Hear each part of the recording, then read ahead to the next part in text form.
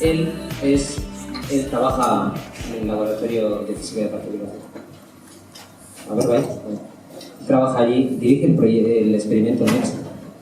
Y he buscado un poco qué es el experimento NEXT. Y bueno, como él nos lo va a explicar, tampoco voy a meterme por ahí. Pero sí que he encontrado una entrevista en el Semanal Digital que le hicieron. Y hay una frase que dijiste: si se confirma nuestra hipótesis, es un premio Nobel seguro. No sé si nos lo darán a nosotros o a otros investigadores, pero es un premio Nobel. Espero que nos lo expliques.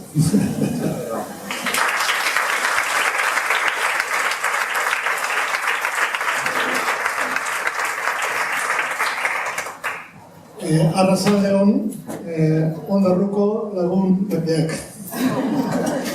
Es para mí un placer daros hoy una charla este año, que espero que sea al menos una tenue sombra de la charla que dio un científico mucho más importante, una científica mucho más importante que yo el año pasado, que muchos conoceréis y que estará aquí sentada. Pero lo que sí quiero prometer es que si me vais a invitar, hurrengo urtean euskeraz egingo dut.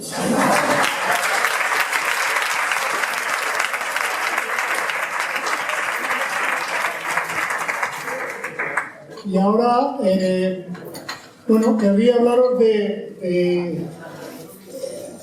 esta charla tiene dos títulos: Paisaje con neutrinos, ya veréis por qué se llama Paisaje con neutrinos, y la segunda, la sublime utilidad de los inútiles neutrinos. Así que, para empezar a hablar de inútiles neutrinos, este es un cartoon que a mí me gusta usar porque, como veis, tiene una pinta de frikis tremenda, y es que, por mucha razón, esto no solo se ha dicho, digamos, no solo es un pensamiento que se puede considerar popular, sino lo han dicho todo tipo de científicos. Los neutrinos han sido considerados durante décadas pues la partícula más friki, más tontita, más inútil del universo. De hecho, vamos a contar un poco su historia para que veáis que han tenido siempre una vida muy ajetreada, muy underground, como se suele decir. Entonces, los neutrinos, de hecho, a ver si conseguimos que me haga un poco de caso, los neutrinos se inventaron antes de descubrirse. Y me gustaría daros la imagen de una manera muy sencilla. A finales del siglo XIX, principios del año 20, estamos en 1910, 1920, los científicos habían descubierto el fenómeno de la radioactividad. La radioactividad, estoy seguro que todos sabéis de qué estoy hablando, porque todos habéis visto Chernobyl y sabéis que la radioactividad es una cosa malísima, que nos hace mucha culpa, ¿no? Pero, de hecho, cuando se descubrió la radioactividad, como ahora veréis, se pensaba todo lo contrario, que la radioactividad molaba muchísimo, ¿vale? Y, de hecho, la radioactividad no es otra cosa que un determinado átomo, ¿vale? Sabéis que la materia está compuesta de átomos, átomo de hierro, átomo de nitrógeno, átomo de carbono. Los distintos elementos son átomos. Estos átomos están hechos de neutrones y de protones, o sea, tienen partículas en su interior. Y lo que ocurre simplemente en una desintegración radiactiva es que una de estas partículas, de hecho un neutrón, una partícula neutra que hay dentro del átomo, se convierte en un protón. Y por así decirlo, este elemento se convierte en otro elemento. Fijaros que esto es un poco como los antiguos alquimistas. Los antiguos alquimistas querían transformar el plomo en oro. Eso es imposible por medios químicos o por magia. Pero de hecho la naturaleza es capaz de transformar un elemento en otro elemento por el fenómeno de la radioactividad. Ahora bien, esos elementos no son estables. Lo que quiere decir es que cuando un elemento radioactivo no se conforma con quedarse así, se sigue desintegrando a otros elementos. Y en este proceso de desintegración, lo que se suele emitir es un electrón. Ese electrón se llamaba, en la época, partícula beta, ¿vale? Cuando se descubrió. Y la gente llamaba a este proceso de desintegración la desintegración beta, que no quería decir otra cosa que un determinado elemento, por ejemplo el carbón, se transformaba en otro elemento, el nitrógeno, y emitía un electrón.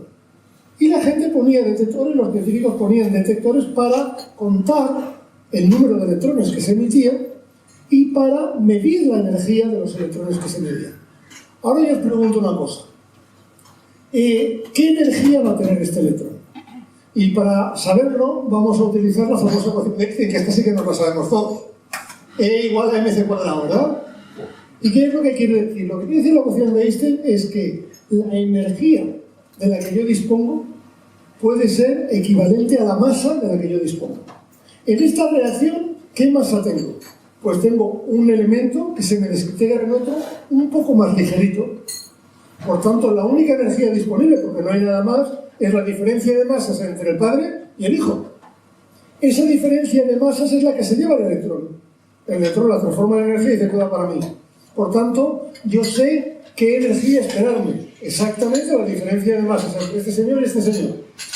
Y además, esta energía siempre tiene que ser la misma, porque los átomos siempre pesan lo mismo. Por lo tanto, los científicos esperaban que si se ponían a contar los electrones que observaban aquí, ellos querían ver siempre la misma energía, una y otra vez, una y otra vez, una y otra vez. Querían que en su detector apareciera siempre la misma señal. ¿Lo tenéis claro? Es cuando yo hago una pesada en una balanza y sé lo que pesa uno y sé lo que pesa el otro, quiero que me salga siempre la aguja en el mismo sitio. ¿Está claro? Imaginaos que ahora hacéis una pesada en la balanza con dos pesas que conocéis a la perfección y una de ser así, y otra de ser así, y otra de ser así, y otra de ser así. ¿Qué concluís? Concluís que la balanza está rota. Claro, pero aquí la balanza es la naturaleza. Claro, lo primero que hicieron fue comprobar que sus aparatos estaban bien. Si sus aparatos están bien, vosotros habéis comprobado que la balanza está bien. ¿Qué concluís? Que la naturaleza está loca. Que os está tomando el pelo un ángel, algo. Entonces los físicos estaban muy desesperados. Pero para que os hagáis una idea, los físicos se toman estas cosas muy en serio, pero imaginaros vosotros que hacéis esta medida de ciencia. Hacéis dos pesas que conocéis bien y cada vez que pesáis os sale una cosa diferente. ¿Cómo os sentiríais? Bueno, pues los físicos se sentían fatal. Porque lo que veían es que en lugar de encontrar siempre la misma energía, encontraban unas veces poquísima, otras veces un poco más, unas menos, cualquier energía menos la que tocaban. De hecho, cuanto más se acercaba a la energía que tocaba, menos veces pasaba esto. Y entonces, pues estaban bastante desesperados. Tan desesperados que se llegó a hablar de que la energía no se conserva. Pero dejadme deciros una cosa, para un físico, decir que la energía no se conserva es lo peor que le puede pasar. O sea, no hay nada peor. Tú le puedes decir, no hay Dios, bueno, pues no hay Dios. No hay democracia, bueno, pues no hay democracia. Impuestos, bueno, pues habrá que pagar impuestos. No, se conserva la energía, Dios mío. Se tiran por un puente. Entonces, había a toda costa que salvar la ley de conservación de la energía. En esto que el señor Pauli entra en nuestra historia. Este señor Pauli era un catedrático de física alemán. Y aquí hay que precisar qué significa un catedrático de física alemán, porque si no, no sabemos de qué estamos hablando. A ver, la gente se clasifica de la siguiente manera. Están los catedráticos normalitos. Hay por ahí muchos. Están los catedráticos de física, yo llamo serios, que se toman muy en serio a sí mismos. Están los catedráticos de física teórica. Esto ya mucho más serios todavía. Está Dios. Y están los catedráticos de física alemanes. O sea, estamos hablando de una cosa muy seria. Un catedrático de física alemán era un señor que abría la boca y básicamente se abrían los cielos. Que un tío así se atreva a proponer una idea loca indica que la gente estaba muy desesperada. Pero también indica los tiempos que son. En lugar de proponerla directamente al Congreso y decir, bueno, queridos amigos, ¿sabéis lo que os digo? Que se me ha ocurrido esto. No. Manda a un estudiante suyo con una carta.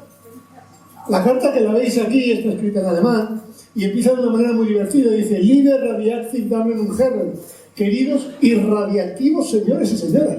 Porque en aquella época lo que más molaba era llamarse radiactivo. Era no más, era vamos. No había nada más moderno que llamarse radiactivo. A lo largo de la carta explica lo primero que no podía venir porque tenía un baile. Tenía una recepción y entonces es que no podía venir, perdonad. Vaya, no tenía, el hombre le daba susto ahí. Pero su estudiante propone lo que él llama un remedio desesperado para salvar la ley de conservación de la energía. ¿Y cuál es este remedio desesperado? Pues fijaos, lo que propone básicamente es que en la balanza hay una pesa invisible. ¿Recordáis lo que estamos hablando de las balanzas? Yo pongo dos pesas y cada vez me sale una medida diferente. Él lo que dice es que cuando tú estás poniendo las dos pesas que ves, hay una tercera pesa que no estás viendo, que hace que cambie la balanza y que cada vez vale una cosa diferente. Es decir, lo que él dice es que junto con el electrón que estamos viendo, en la desintegración se emite una partícula que no vemos, que se escapa, que no tiene masa, que no interacciona con la materia, que le da todo igual. Y esa partícula la llamó el neutrón. Pauli era un catedrático de física teórica alemán. Y los catedráticos de física teórica alemana no ponen nombres tontitos a las cosas, como neutrino. Le llamó neutrón. Que suena bien, además, ¿no? Bueno, pues este neutrón simplemente me arreglaba el problema. Fijaros lo siguiente. Imaginar que yo le doy al electrón la diferencia, ¿recordáis la diferencia de masas? Que es lo único que hay. Pero en lugar de dársela solo al electrón, se la reparto a los dos. Ahora bien, a este no le vemos. Cuando este se lleva mucha energía, el electrón le queda poca. Cuando este se lleva mitad de energía, el electrón le queda la mitad. Cuando este se la lleva ni casi nada de energía, el electrón le queda mucho. Como nosotros solo estamos midiendo el electrón, la presencia de esta partícula invisible me explica que yo vea estas energías así. Ahora bien, daros cuenta que en términos conceptuales lo que estoy diciendo es que cada vez que hago mi pesado, hay una pesa invisible que alguien pone que cada vez pesa una cosa. Por tanto, esto se diría en mi pueblo desnudar a un santo para vestir a otro. Es decir, he salvado la ley de conservación de la energía, pero a cambio me he inventado una partícula que no tiene masa, que no interacciona con los demás, que no detecta mi detector, me he inventado un fantasma. Bueno, pues cuando Pauli hizo esta propuesta durante varios años no se le tomó muy en serio. Se le tomó más o menos en serio porque para eso era catedrático de física alemán, ¿recordad, no? Unos años más tarde, Enrico Fermi, que era un catedrático de física italiano, por lo tanto, ya sabéis dónde está, ¿no? Está a la izquierda. El hombre propone, no, yo he hecho todas las cuentas y el neutrino no solo existe, sino que tiene todas estas propiedades, y fijaros que, es decir, formaliza matemáticamente la teoría de Pauli. Pero como era catedrático de física italiano, le rechazan el paper directamente. Él manda un artículo a publicar y dice, claro, eso es una tontería, y luego le dieron el premio Nobel. Pero de momento dejará eso una chorrada. Y entre tanto, el bueno de Fermi le parecía que el neutrón, que la palabra neutrón era muy gorda y muy altisonante por una partícula tan poca cosa. Y le llamó neutrino, porque era italiano, neutrino, cappuccino. Así que estamos en la situación, hasta 1930, en una situación desesperada. Nos hemos inventado una partícula que la hemos inventado, que no la hemos detectado nunca, que no se puede detectar por todo lo que sabemos, que le hemos puesto un nombre ridículo.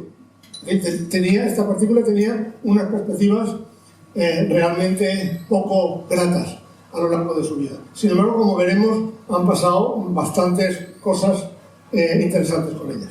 Bien, estamos en un punto en que nos hemos inventado la partícula neutrino para salvar el expediente, y ahora es que hay alguna utilidad. ¿Para qué sirve esto? Vamos a ver, hay desintegraciones radiactivas, se emiten los electrones si sirven. Es decir, los puedo utilizar.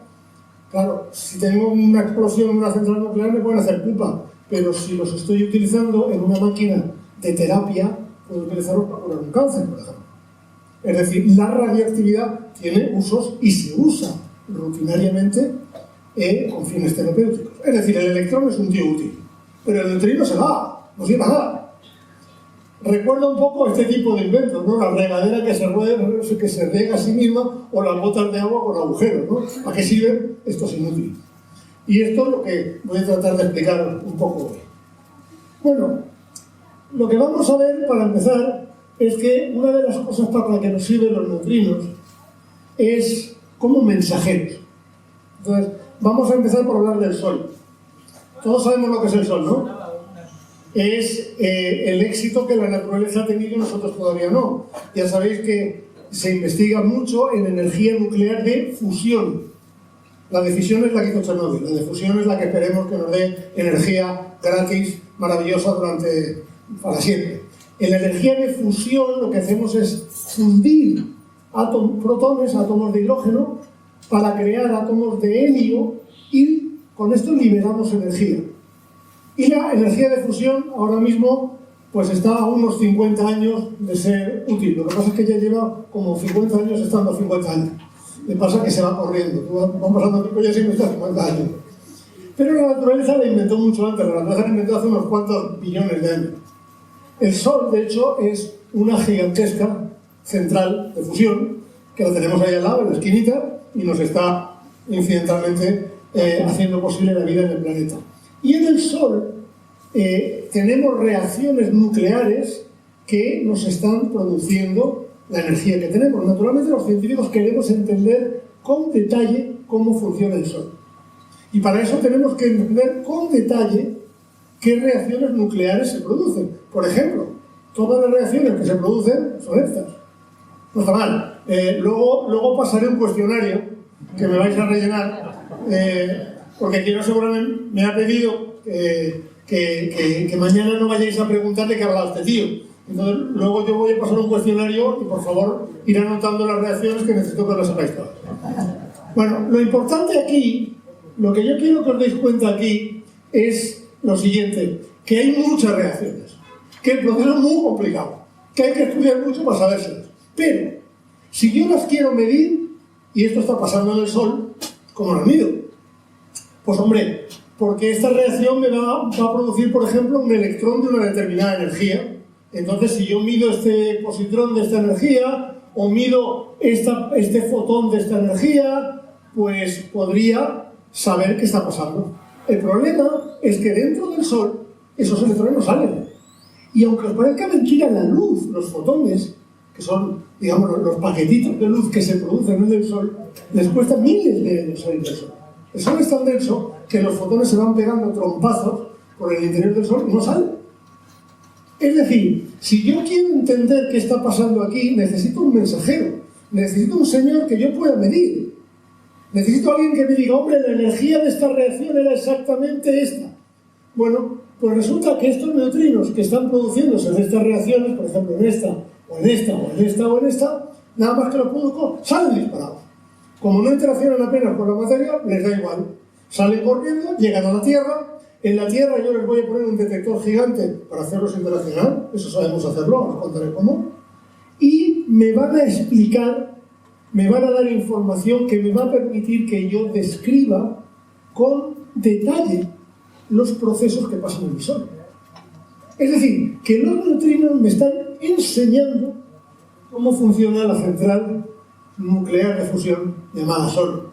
No está mal, ya de entrada por unos inútiles. Daros cuenta que nadie más que ellos pueden darme esta información porque tanto los electrones como los fotones se pegan trompazos y no salen. ¿Sí? Bueno, pues ese tipo de cosas que nosotros medimos, podemos medir las energías de los neutrinos, estos son el montón de neutrinos que hay en escala logarítmica, es mucho, mucho, mucho menos, y mirando estas curvas entendemos lo que está pasando en las curvas. Luego necesito que me las digáis los órdenes de magnitud también, por favor. Muy bien. Vaya. Que vayas, hombre, que pases. Ahora bien, os he dicho que medimos los neutrinos. Vale, ¿cómo medimos los neutrinos? Ponemos un aparatito, un neutrinómetro. ¿Cómo se hace eso? Os he dicho antes que a los neutrinos no les gusta nada interaccionar con la materia. Es decir, un neutrino, si tú le pones al neutrino unas cuantas decenas de miles de años luz de plomo, o sea, no sé, de aquí a la estrella más cercana, un plomo, el hombre pasa por el plomo y no hace ni caso. Para el neutrino realmente la materia no existe en primera aproximación. Es decir, su probabilidad de interaccionar con nosotros es nula, lo cual nos viene muy bien, porque hay muchos. Os he dicho, por cierto, que los neutrinos vienen del Sol, muchos, ¿no? ¿Cuántos? Por ejemplo, ¿cuántos neutrinos me están pasando por la uña cada segundo? Ya. ¿100? ¿1000? ¿Quién me da un número? ¿1 millón? ¡1 millón! No, vamos a subirlo. ¿10 millones? No, 100 millones.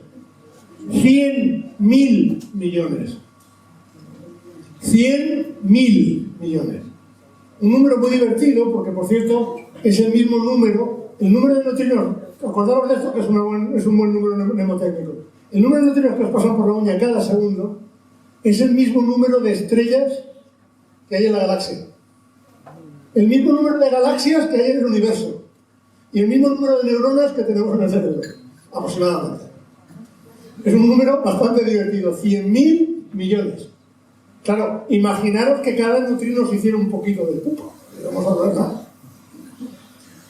Consecuencia, los neutrinos pasan de todo. Ahora, ¿cómo los hago interaccionar? ¿Cómo hago que reaccionen con mi detector? ¿Vale? Pues para eso se juega a la lotería de lo imposible. Habéis oído el refrán, hay un refrán árabe que dice que ocurre cuando lanzo un viento imparable contra una montaña inamovible. Aquí es lo mismo, si los neutrinos tienen cero probabilidad de interaccionar, pues les voy a poner que choquen contra un sitio donde quiere que infinitamente pararlos. Y así es como lo hacemos. Lo que hacemos es construimos un detector enorme.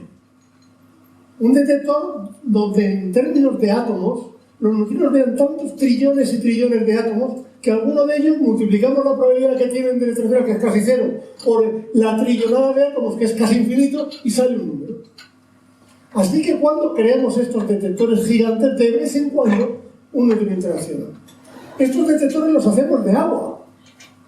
¿Y por qué de agua? Primero porque es muy fácil poner agua. Y segundo porque el agua, cuando un neutrino interacciona, lo que ocurre, le da, imaginaros un cubo de agua. Luego veremos el tamaño de mi cubo de agua. Pero imaginaros que yo le pongo un cubo de agua aquí al neutrino, llega el neutrino y se da contra el cubo. Bueno, pues cuando el neutrino se da contra el cubo, si hace una reacción, produce un electrón. Eso es lo que los neutrinos hacen. Ese electrón va más rápido que la luz. ¿Os parece bien? ¿Se puede? Esa es la pregunta. De hecho, ese electrón va más rápido que la luz. Espero que alguien se cabre conmigo y me diga, ¡no! ¡Mentira! Nada va más rápido que la luz, ¿sí o no? Bueno, nada va más rápido que la luz en el vacío. Pero en agua, los electrones pueden adelantar la luz.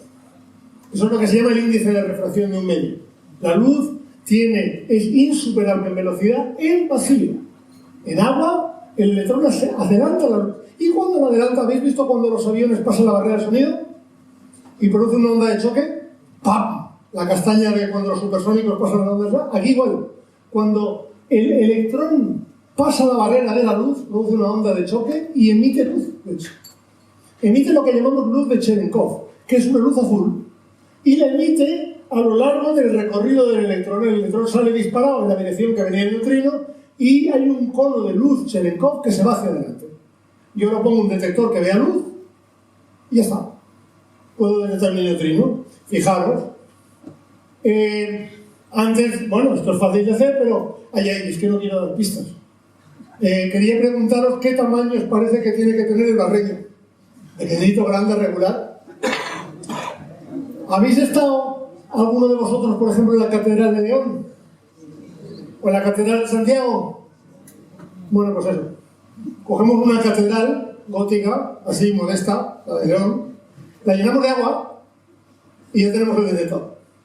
Claro, los japoneses hacen un experimento súper grande. Uno de los experimentos, en este tipo de experimentos yo he trabajado pues, la primera parte de mi carrera, la primera parte de la charla antes del café. Y estos experimentos los hicieron los japoneses. Como no tienen imaginación, pues no rellenaron la catedral de agua. Nosotros hemos rellenado la catedral de León de agua, claro. Estos no. Estos hicieron un tanque, se fueron debajo de una mina, hicieron un tanque de 50 metros de alto por 50 metros de ancho, un poco grande. Haceros una idea, 50 metros, aquí veis el tanque vacío y esto que veis aquí abajo son los señores que están trabajando. Este tanque lo rellenamos de agua y metemos, pues nada, poco. Supercambios grandes son pues 50.000 toneladas de agua. La masa del Titanic, quítale ponle. Y con toda esa masa, además, rellenamos el detector de fotomultiplicadores. Un fotomultiplicador es una bombilla al revés. En una bombilla normal, ¿qué pasa? Yo pongo corriente, electricidad, electrones, y me saca luz, ¿no? Un fotomultiplicador hace al revés. Coge luz y saca una señal, saca electricidad. Y esa señal es la que yo mido para saber que ha pasado por allí la luz.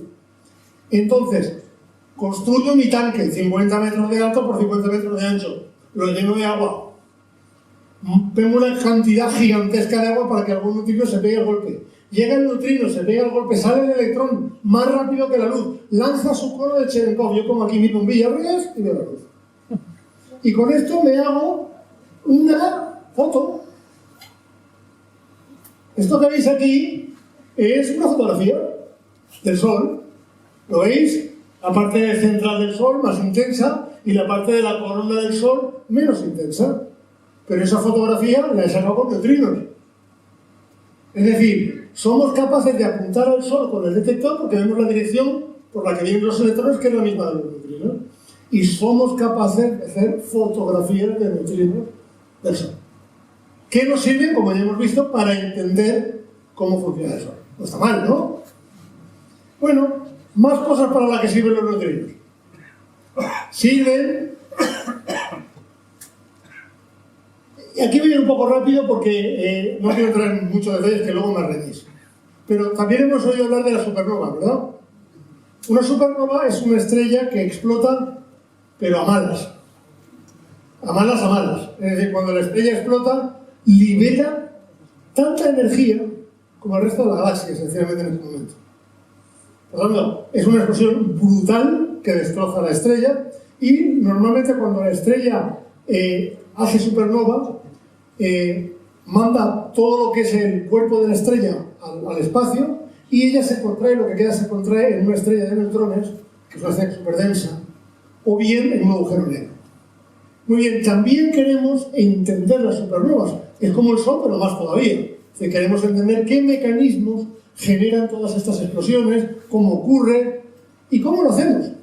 Pues ocurre que estos neutrinos, cuando la supernova explota, de hecho, los neutrinos están involucrados en este proceso y además los tíos salen a la carrera un rato antes que la luz de la explosión. Ellos, los neutrinos, como tienen un poquito de masa, no pueden ir a la velocidad de la luz, pero van casi. Y como salen un rato antes, adelantan a la luz.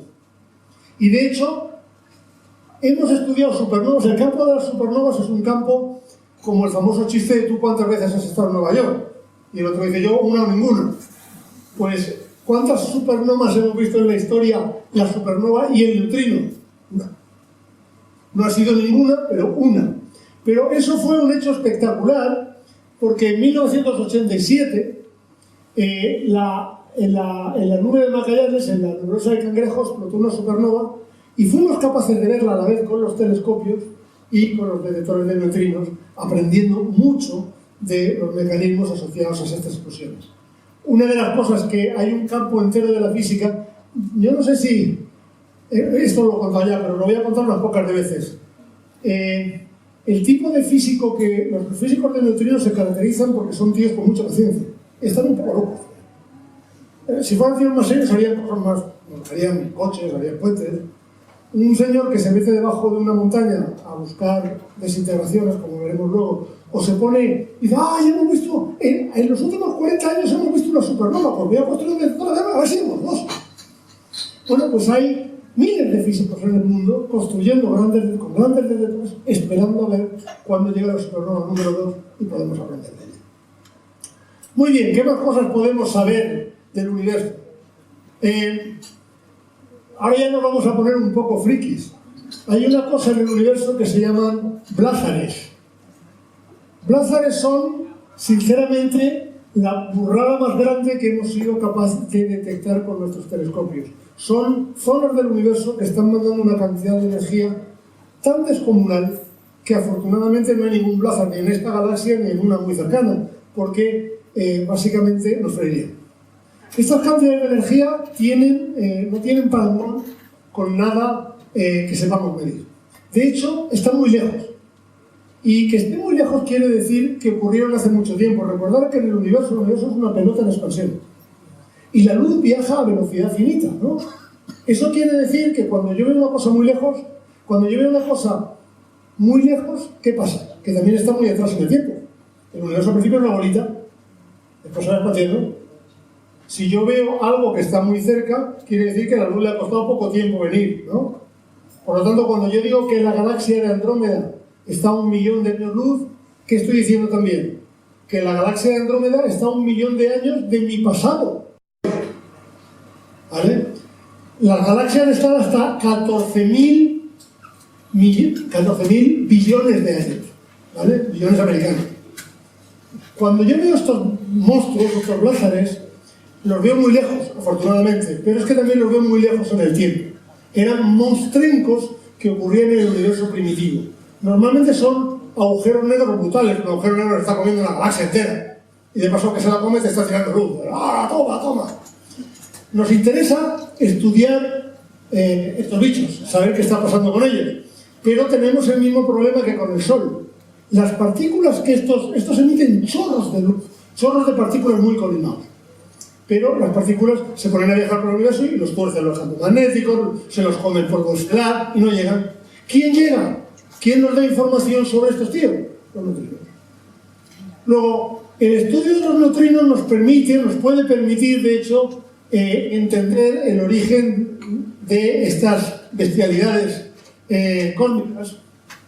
Y os preguntaréis, bueno, ¿y qué tipo de detectores tenemos que hacer si queremos estudiar un blázar? Ya os he dicho que hacemos supercambio Candle, es decir, el cubo de agua de 50 metros por 50 metros, para estudiar los neutrinos del Sol, que el Sol está aquí al ladito. El mismo supercambio Candle más o menos puede detectar alguna supernova que esté cerca.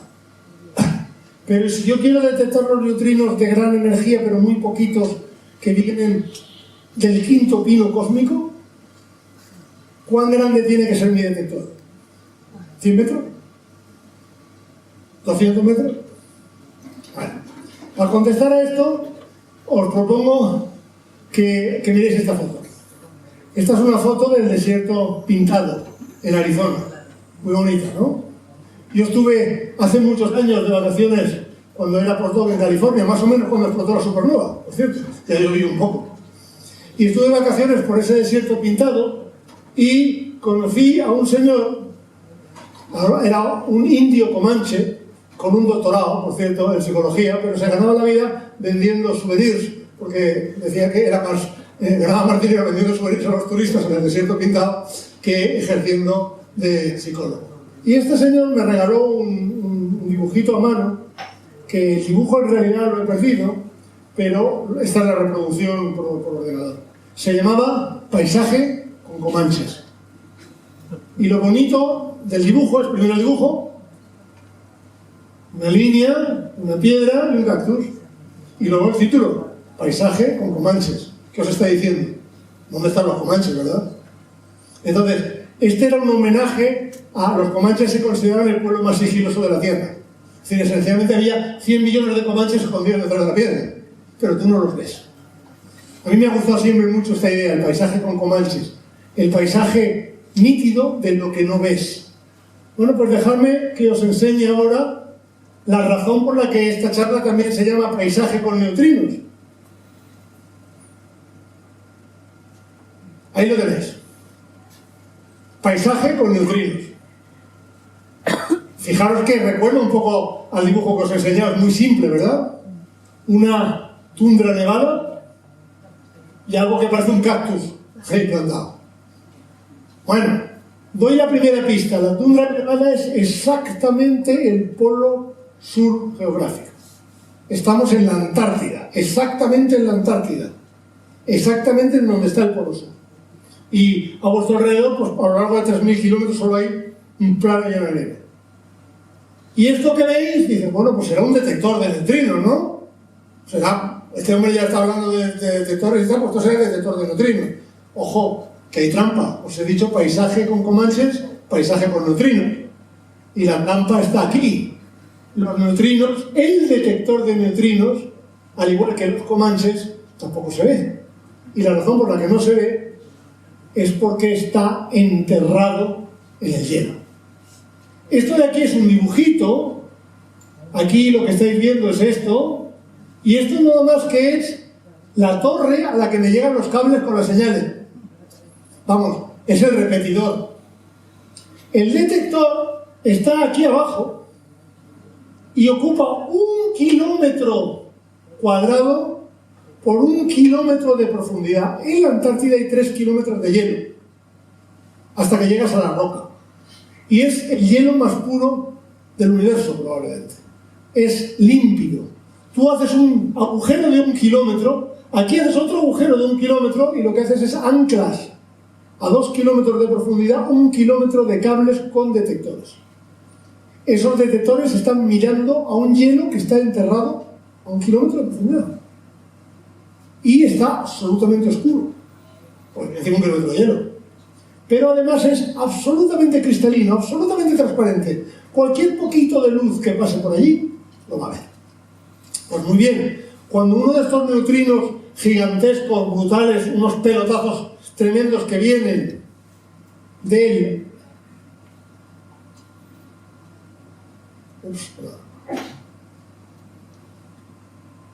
Cuando uno de estos neutrinos tremendos que vienen de un posible blázar, estos neutrinos de enorme energía que quiero buscar, neutrinos cósmicos que vienen de fuera de la galaxia, tienen casi tanta energía como un mosquito que os da la cabeza. Ahora, dice, pues no es mucha energía. Bueno, no es mucha energía para un mosquito, pero por un neutrino es mucha. Cuando uno de estos neutrinos llegan al hielo, se estrellan contra el hielo, producen también un electrón, este electrón vuelve a hacer luz, y la luz la detectamos con este detector. Imaginaros que este detector son como racimos de uvas. 1 kilómetro de cables, y de cada cable van colgando estas bombillas al revés, estos fotomultiplicadores que ahora son así de grandes. Entonces, si estuvierais viendo el interior del detector, os parecería que es una especie de racimo de uvas, todas al revés, mirando hacia los neutrinos. ¿Vale? Cuando vemos esta luz, vemos esta bola de luz, y somos capaces una vez más de medir la energía del neutrino y de dónde viene. Y ahora, para que nos hagamos una idea, otra pregunta de tamaño: ¿cuán grande es la bola de luz? En general hay muy poquita luz. ¿Vale? Por eso los detectores, el detector es muy oscuro, los detectores son muy grandes. Pero ¿cuál es de grande? Cuando uno de estos neutrinos bestias explota en el hielo, ¿cómo es la bolita? ¿Así? ¿Así? ¿Cuánto? Bueno, pues es tan grande. A mí me gusta poner el tamaño en el centro de Manhattan, o si os apetece, tan grande como todo San Sebastián. O como la mitad de Bilbao, porque seguro que Bilbao es el doble de San Sebastián. Entonces, imaginaros qué animalada de suceso, ¿vale? Luz por todas las partes, vamos, una ciudad entera de luz. Y sin embargo, estos detectores son capaces de verlo y de reconstruirlo. Y vosotros diréis, ¿esto es un sueño o lo habéis hecho de verdad? No, pues se ha hecho de verdad. ¿Vale? Se ha hecho de verdad, y este es uno de los prodigios más grandes, digamos, de la ciencia moderna, en el sentido que hemos sido capaces de construir un detector gigantesco en un sitio alucinante, el Polo Sur, donde es difícil llegar. Imagináis cómo se ha construido eso. Para construir ese kilómetro han tenido que construir máquinas que son capaces de mandar agua a temperatura enorme y a presión enorme. Es una manguera brutal que hace un agujero en el hielo de 3 kilómetros. Esa tecnología la inventaron para hacer este detector. Trajeron las máquinas en aviones para hacer el detector. Trajeron los físicos y construyeron una residencia para los físicos en el Polo Sur, donde no hace frío. En un día bueno de verano, pues hace 50 bajo cero. Ya de noche hace menos de 80. En Marte hace mejor tiempo que en el Polo Sur la mitad de las veces. Entonces, ¿cómo es posible que los científicos, los humanos, en general nosotros, que somos una gente, algunas cosas tan tontas, hayamos sido capaces de construir semejante detector bajo semejantes condiciones solo para saber qué pasa con los neutrinos que vienen de la galaxia? Mucha gente pregunta, ¿y esto para qué sirve? Para mí una de las respuestas a esto para qué sirve es, a mí me sirve para convencerme de que no somos tan tontos como me creo a veces, como especie. Somos lo bastante curiosos y lo bastante ingeniosos y lo bastante decididos como para construir catedrales. Claro, en la Edad Media construían catedrales góticas. Para mí esta es nuestra catedral, la catedral del siglo XXI. Detectores gigantescos capaces de detectar fenómenos maravillosos. Muy bien, pues ya os he puesto unos cuantos ejemplos de utilidad. Por cierto,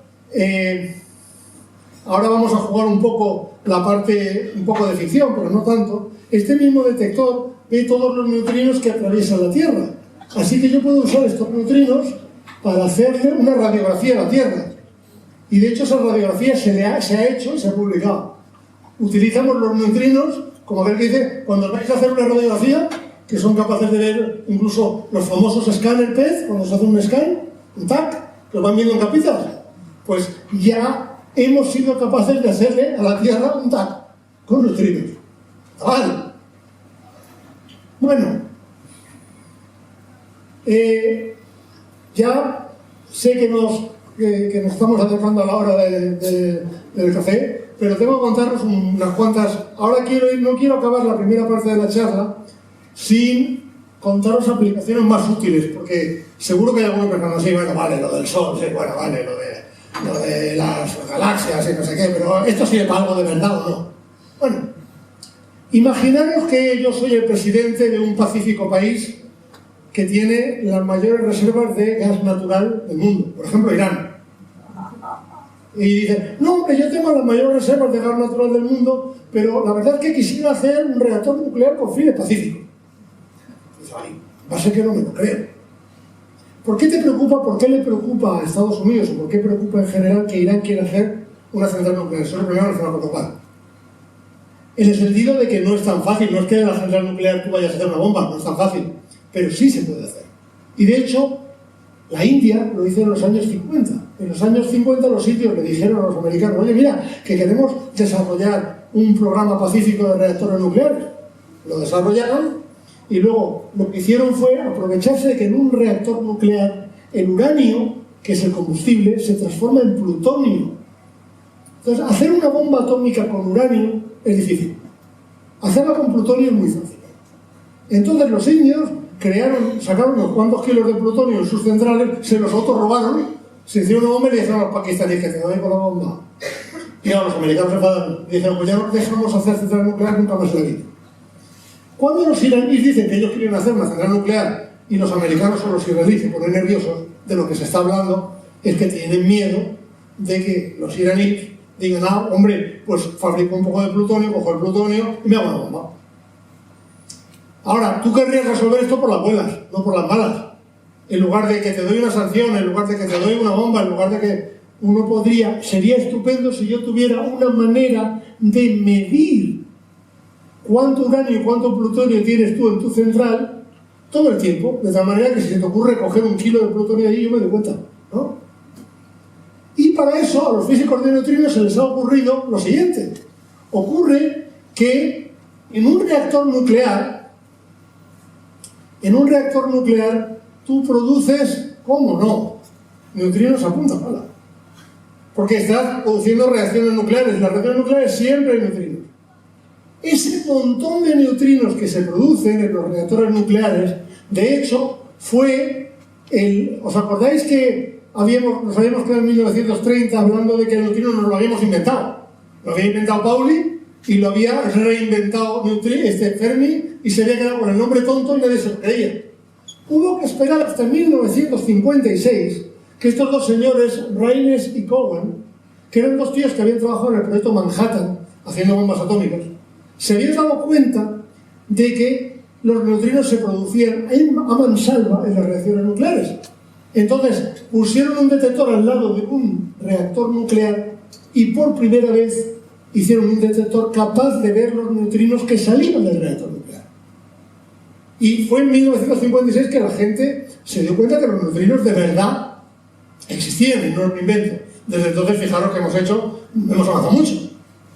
Muy bien, con este mismo principio yo puedo hacer un detector que mida, imaginaros que me voy pues a la vecindad de la central nuclear. Lo puedo poner pues, dentro de la propia central, pero si me apuras lo puedo poner fuera. Entonces este reactor lo que hace es que mide la cantidad de neutrinos que vienen del uranio y que vienen del plutonio, para que nos entendamos. ¿Qué quiere decir? Que si a ti se te ocurre un día la mala idea de decir, pues me voy a virlar 10 kilitos de plutonio, yo veo que la balanza que está diciendo tantos neutrinos que vienen del plutonio ha bajado. Digo, anda, guapo, me acabas de robar unos cuantos kilos de plutonio, no vale. Esto es lo que se llama la idea de los neutrinos para controlar proliferación nuclear, y es un esfuerzo muy importante que se está haciendo hoy en la actualidad en muchos centros de investigación. Constituye una de las aplicaciones prácticas más interesantes que hay, ¿no? Realmente esto lo podríamos hacer de otra manera, ¿no? Porque daros cuenta que la gracia de esto es que aunque el señor que tiene la central nuclear no me quiera enseñar los neutrinos, no los puede pagar. Los neutrinos, recordáis, lo atraviesan todo. Y eso quiere decir que por más que el tío se empeñe en taparme eso, no puede. Por tanto, esta es una aplicación en la que utilizo esta frescura del neutrino, que no hay quien lo pare, para controlarte, te guste a ti o no. Y esta misma idea nos podría servir para... Esto ya no es ciencia, sino posible futura ciencia. Tampoco es ciencia ficción en el sentido de algo imaginario, porque esto está basado en ideas físicas. Aún no tenemos la tecnología. Imaginaros que en un futuro, esperemos que no muy distante, todo el mundo ha decidido desmontar sus arsenales nucleares. Y ya no hay arsenales nucleares y estamos todos más tranquilos. Pero va un cierto país un poco terrorista y dice, pues yo tengo una bomba atómica y no me da la gana de desmontarla, y aquí tengo mis misiles y os voy a dar con él. Y tú quieres desactivarle ese silo nuclear, pero no quieres tener más misiles tú.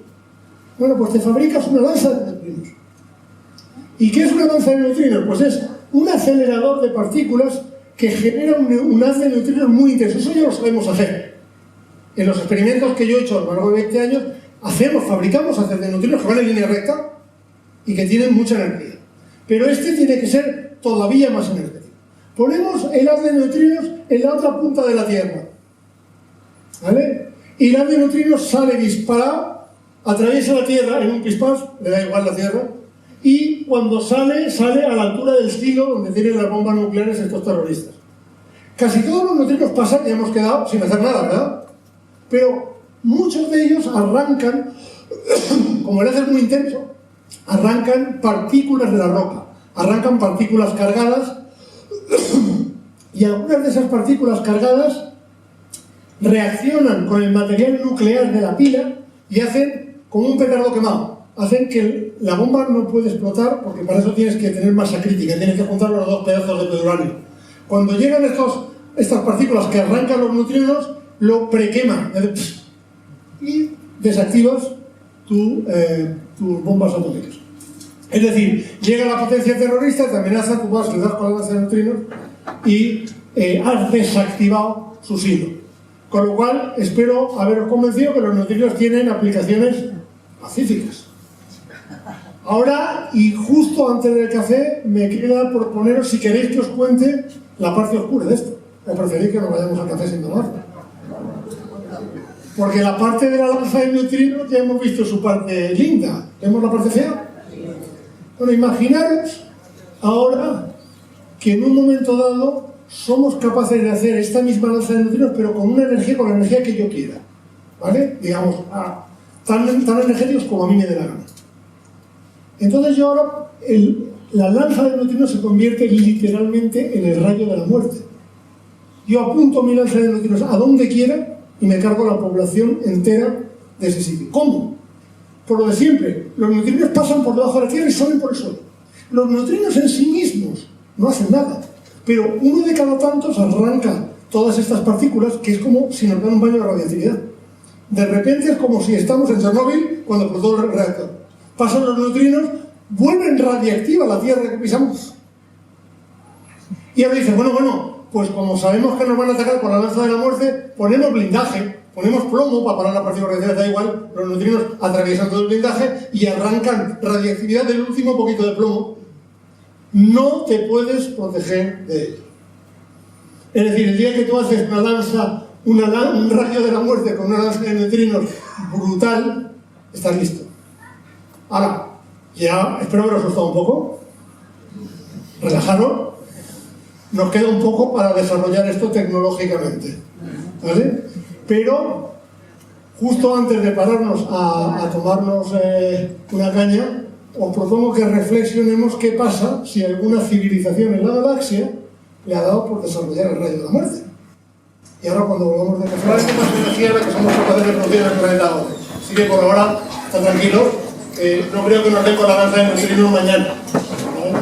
Ahí creo que todavía estamos a salvo. Pero bueno, ya que estamos, nos hemos ido un poco al terreno, nos hemos salido un poquitito del terreno de la ciencia dura para meternos un poco en el terreno de la ciencia y de la ficción. Quiero hacer un pequeño giro, como que me han hecho hacer para llegar a Andorra, por ejemplo, pasando por Calvario, que ya no hay Calvario. Llegar aquí requiere que uno quiera venir, ¿verdad? Pues vamos a hacer un pequeño giro para hablar de la paradoja de Fermi. ¿Os suena la paradoja de Fermi? La paradoja de Fermi es muy interesante porque ya en los años Fermi, ¿recordáis quién es? Era el señor que hizo la teoría matemática de los neutrinos, que le llamó neutrino, y de paso es el padre de la bomba atómica. Es el director del proyecto Manhattan, premio Nobel de Física, no por la bomba atómica, sino por los neutrinos. Pero fue luego el que dirigió el proyecto Manhattan que concluyó la bomba atómica. Fermi era un tío muy listo. Y bueno, pues en los años 50, después de la guerra, la gente estaba muy interesada en toda la parte esta de exploración y empezaron a poner radiotelescopios para intentar ver si se escuchaba pues señales de la galaxia. Sí, en resumen, la eterna pregunta, ¿estamos solos en la galaxia? ¿No estamos solos? ¿Qué pasa? ¿No? Bueno, Fermi hizo esta pregunta diciendo, ¿y por qué no están? Lo que había detrás de la pregunta de Fermi es muy sencillo. Imaginar que en la galaxia la probabilidad de que seamos, imaginaos que somos una civilización promedio, tipo, corriente, ¿no? Entonces, bueno, si nosotros somos una civilización corriente, quiere decir que hemos emergido, pues, ni muy pronto ni muy tarde, que estamos ni muy desarrollados ni muy poco desarrollados. A ver, solo tenemos un ejemplo, así que no sabemos si somos corrientes o somos excepcionales.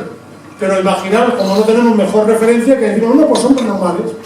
Si somos normales, quiere decir que va a haber tíos mucho más atrasados que nosotros, en alguna estrella por aquí cerca, en la de piedra, y va a haber tíos muchísimo más avanzados que nosotros, en alguna estrella, quizás no muy lejos tampoco, que estén a lo mejor a 1 millón de años de civilización. Pero claro, si esos tíos están tan avanzados, porque no han cogido un cohete y se han venido a verlo. Es decir, lo que tú te imaginas, fijaros que nosotros apenas hemos empezado a desarrollarnos, ya nos hemos ido a la Luna y nos queremos ir a Marte. Una civilización tecnológica que hubiera tenido 1 millón de años de tiempo para desarrollarse, pues probablemente se hubiera expandido toda la galaxia y ya estarían aquí. Y no están. Y como no están, eso puede ser una señal de que no hay nadie. Y eso de que no haya nadie puede ser porque las civilizaciones tecnológicas, cuando se desarrollan lo bastante, empiezan todos a ver el gran hermano y se vuelven todos tontos. Puede ser una explicación. Pero esta paradoja, la paradoja de que no encontramos, esto también se llama a veces el silencio cósmico. Si nosotros tenemos gigantescos radiotelescopios apuntando a la galaxia, barriendo todas las frecuencias de la galaxia, lo único que escuchamos es estática. Entonces imaginaros, haceros a la idea, ¿no? Imaginaros que vosotros tenéis un receptor de radio, si hay algún radioaficionado aquí, y de repente solo escucharéis estática. El susto que llevaríais. Empezaréis a sintonizar canales y solo estática, solo estática. La primera, cualquier redacción sabe que ha pasado una catástrofe de narices, porque si no hay alguien hablando. Y nosotros no escuchamos a nadie. Hay una explicación convencional y es que, bueno, pues todavía no hemos acertado, no hemos dado con la banda, etcétera, etcétera. Pero el caso es que llevamos desde los años 50, lo cual quiere decir 70 años buscando señales, con radiotelescopios muy potentes y con mucha gente analizando todas las ramas y no se oye nada más que estática. Entonces ahora vienen las explicaciones posibles. Una de ellas, como ya hemos hablado, que no haya civilizaciones avanzadas, que se hayan destruido todas y nosotros pues ya no destruiremos un día de esto. Otras más interesantes podría ser, hay una explicación que a mí me gusta mucho, muy interesante, que es lo que llamo el Club Galáctico. Imaginaros que la galaxia de hecho está allí de bote en bote de civilizaciones muy avanzadas, ¿vale? Pero esas civilizaciones muy avanzadas tienen como norma no interferir con las civilizaciones así más brutotas, por ejemplo nosotros. Entonces, lo que hacen es, para evitar ser detectados por las civilizaciones más normalistas, utilizan alta tecnología para comunicarse entre ellos. Así que una de las cosas que podrían hacer sería comunicarse en banda de neutrinos. Yo tengo una lanza de neutrinos, un acelerador de neutrinos, y te mando una señal a ti, y te la mando como código Morse. Los neutrinos yo los puedo modular. De hecho, ese pequeño experimento lo hemos hecho nosotros ya. Hemos hecho un experimento hace unos años, los físicos de Fermilab, modulando los neutrinos para mandar un código Morse 10110, ¿no? Punto raya, punto raya. En el momento que soy capaz de mandarte un código Morse, podemos hablar. Bueno, ¿qué os parece si las civilizaciones avanzadas hacen punto a punto? Yo te mando títulos de neutrinos, tú pones tu detector, recibes mi comunicación, me devuelves a mí, tenemos una tecnología tan avanzada que podemos decir. Y todas ellas están comunicadas en un network galáctico, ¿vale? Vía neutrinos. Por ejemplo, podría ser otra tecnología, pero la neutrinos es tan estupenda porque si tú no tienes la tecnología para detectarlo, no lo utilizas. Así que una de las cosas que sería interesante, imaginaros que el detector, en el caso de que haya algunos haya quedado pensando, ¿y esto del detector de la Antártida para qué sirve? ¿Para qué sirve? Imaginaros que de repente estamos con el detector de la Antártida y empezamos a ver punto raya, punto raya. ¡Qué leches! ¡Qué susto!, ¿no? Claro, mucho cuidado, porque os he dado una parte buena, os he matado, ¿no? A ver, os he hecho el escenario Rosita. Civilización galáctica, montones de civilización galáctica, todo el mundo en paz, en armonía, y hablando son más neutrinos, ¿qué tal? Yo muy bien, y tú, fenomenal. Y todos esperando a ver si crecemos un poco, nos crecen los dientes, aprendemos a detectar neutrinos y nos lo explican todo, ¿no? Pero imaginaos que la galaxia no es así.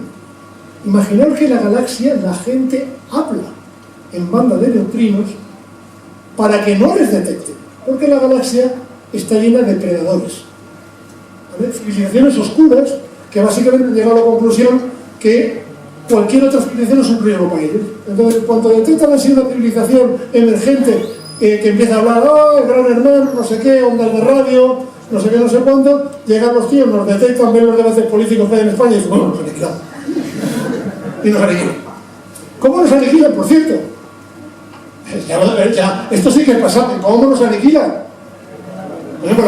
Con la lanza de neutrinos. Lógicamente, estas civilizaciones salvajes nos cogen, nos apuntan una lanza de neutrinos tamaño gigante, pasa la de neutrinos dentro y nos fríen. Así que la razón por la que las civilizaciones están calladitas, para que no les oiga nadie, ellos se hablan cuando te oyen, tú has oído hablar, ¿cómo están los peces? Oye, están muy... se acaban de cargar la tierra y tal. Bueno, pues tú callado, a ver que no te pille. Bueno, espero que esto nos quite el sueño, pero no olvidaros que esto es una extrapolación muy loca, pero que está dentro de los parámetros de la ciencia. Es decir, es concebible que algún día estuviéramos hablando de civilizaciones galácticas hablándose entre sí mismas en bandas de neutrinos. Y esto para que veáis que los neutrinos serán lo que se queréis, pero ocurridos no son. ¿Cómo os habéis querido? Que habéis venido aquí y ahora qué nos cuenta este, que nos ha dicho Mario que vengamos, que buen chico y tal, pero seguro que es un tostón el neutrino. Bueno, querría ahora irme a la segunda parte de mi charla, después de hablar de estas cosas, y vuelvo a hablaros de, otra vez, de paisaje con neutrinos, pero os presento otro paisaje con neutrinos diferente. Este paisaje que os presento es un cuadro de Escher. De hecho, esto es lo que se llama un círculo máximo, es decir, una esfera proyectada en un plano, ¿vale? Podéis conseguir también la esfera en el Museo de Escher, yo la tengo en casa, en madera, es muy bonita, en el Museo de Escher la venden. Fijaros lo que veis aquí, son ángeles y demonios, ¿vale? Los ángeles dibujan a los demonios y los demonios dibujan a los ángeles. Si quitáis los ángeles os quedáis sin demonios, si quitáis los demonios os quedáis sin ángeles, ¿vale? Este círculo máximo en el que ángeles y demonios, que son exactamente opuestos, se convocan como exactamente complementarios y definen el círculo máximo, es la idea que a mí me inspiró para hablar del universo primitivo. Para hablar del universo primitivo, lo primero que tenemos que hablar es de la antimateria, cosa que todos sabéis, porque todos habéis leído a Dan Brown y sus maletas de antimateria y estas cosas que pasan por el Vaticano y cosas por el estilo. Bueno, la antimateria no tiene nada de misterioso. Y sí, la naturaleza, por alguna razón que se nos escapa, parece gustarle hacer siempre dos copias de la realidad. Entonces, nosotros conocemos la electricidad, ¿verdad? Por lo tanto, conocemos las partículas de las que está hecha la electricidad, que son electrones. Y los electrones tienen carga negativa. Son partículas elementales que tienen carga negativa y giran en el átomo en torno al núcleo atómico, que son protones que tienen carga positiva. Y eso lo estudiamos en el libro de texto y lo sabemos todo.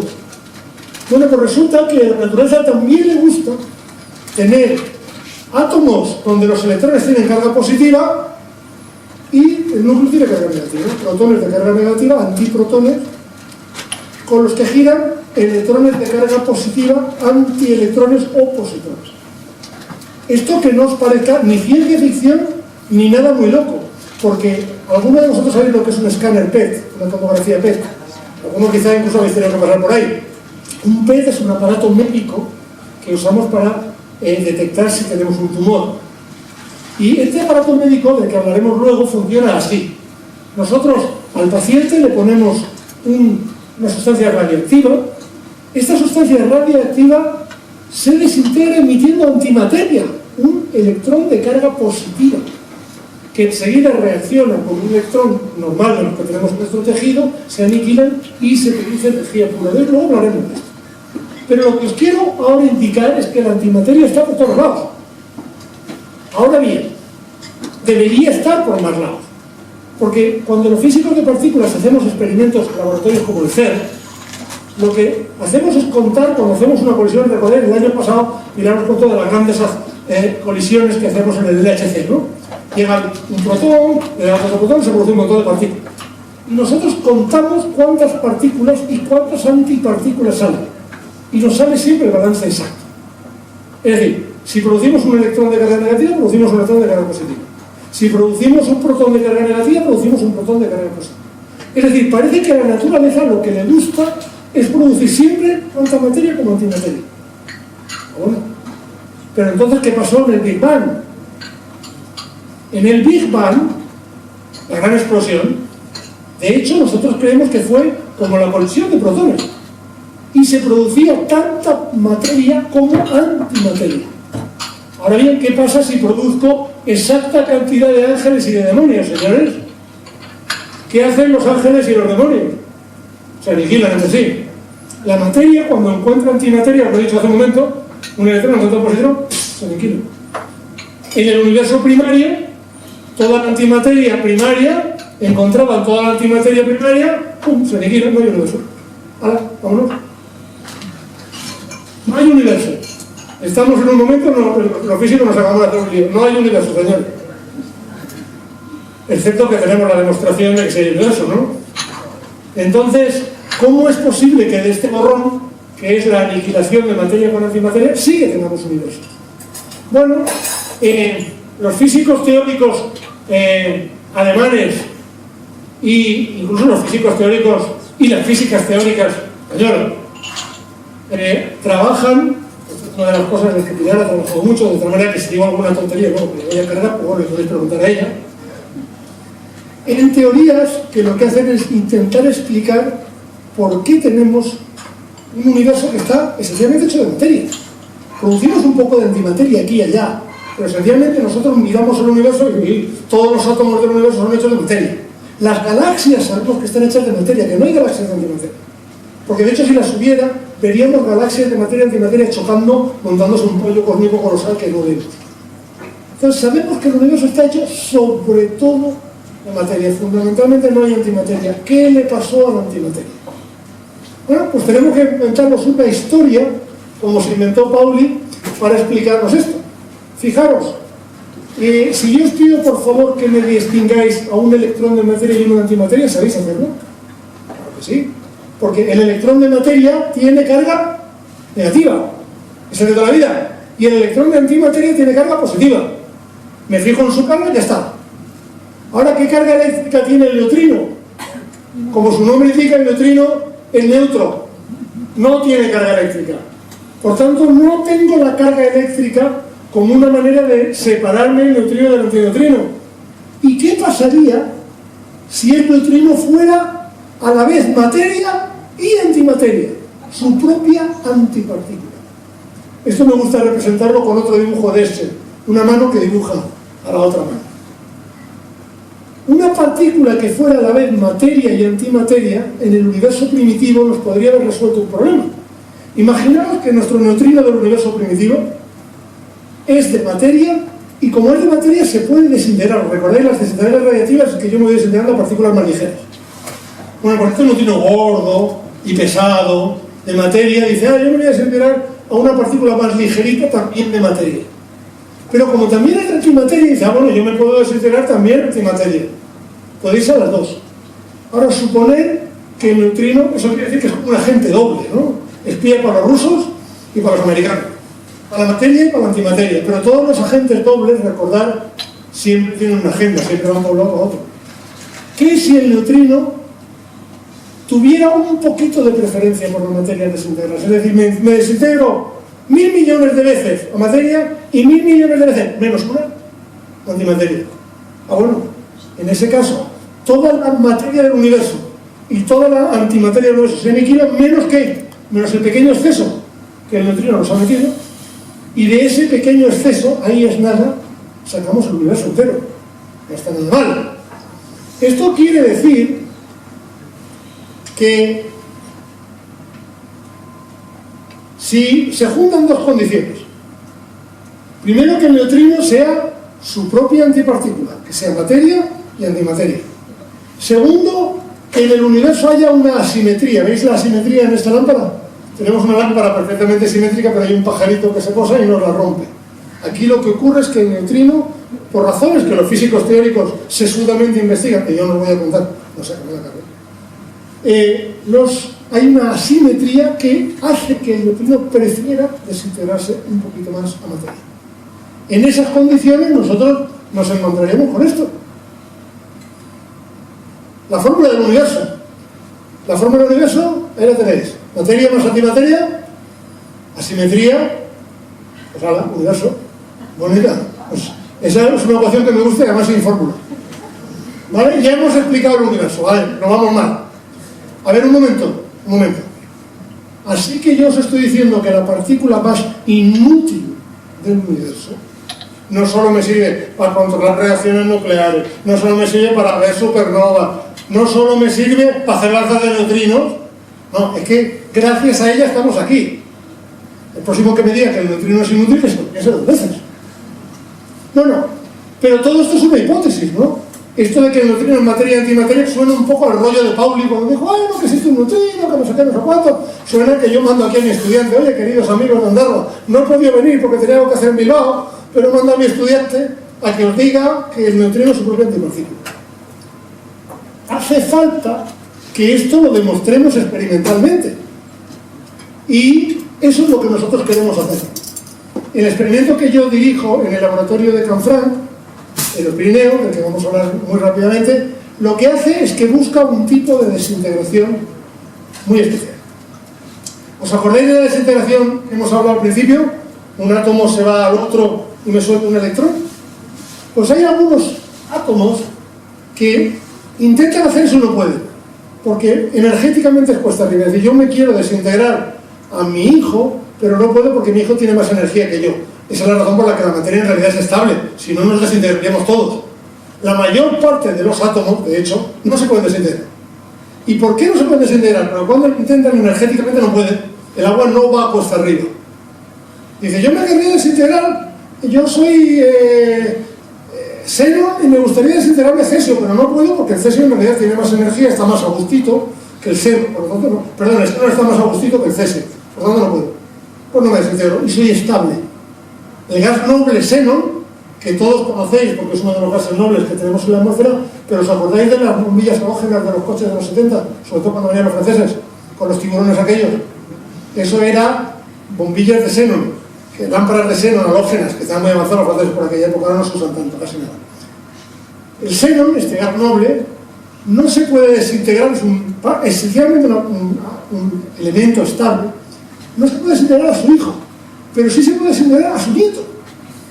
Es decir, en lugar de emitir un solo electrón y transformarse en cesio, puede emitir 2 electrones y transformarse en bario. Lo hace con una probabilidad pequeñísima, Es decir, que para todos los efectos prácticos como si no lo hiciera. Pero los físicos somos capaces de verlo. Y esa reacción en sí misma no tiene tanto interés. En esa reacción lo que pasa es lo siguiente, lo que os digo.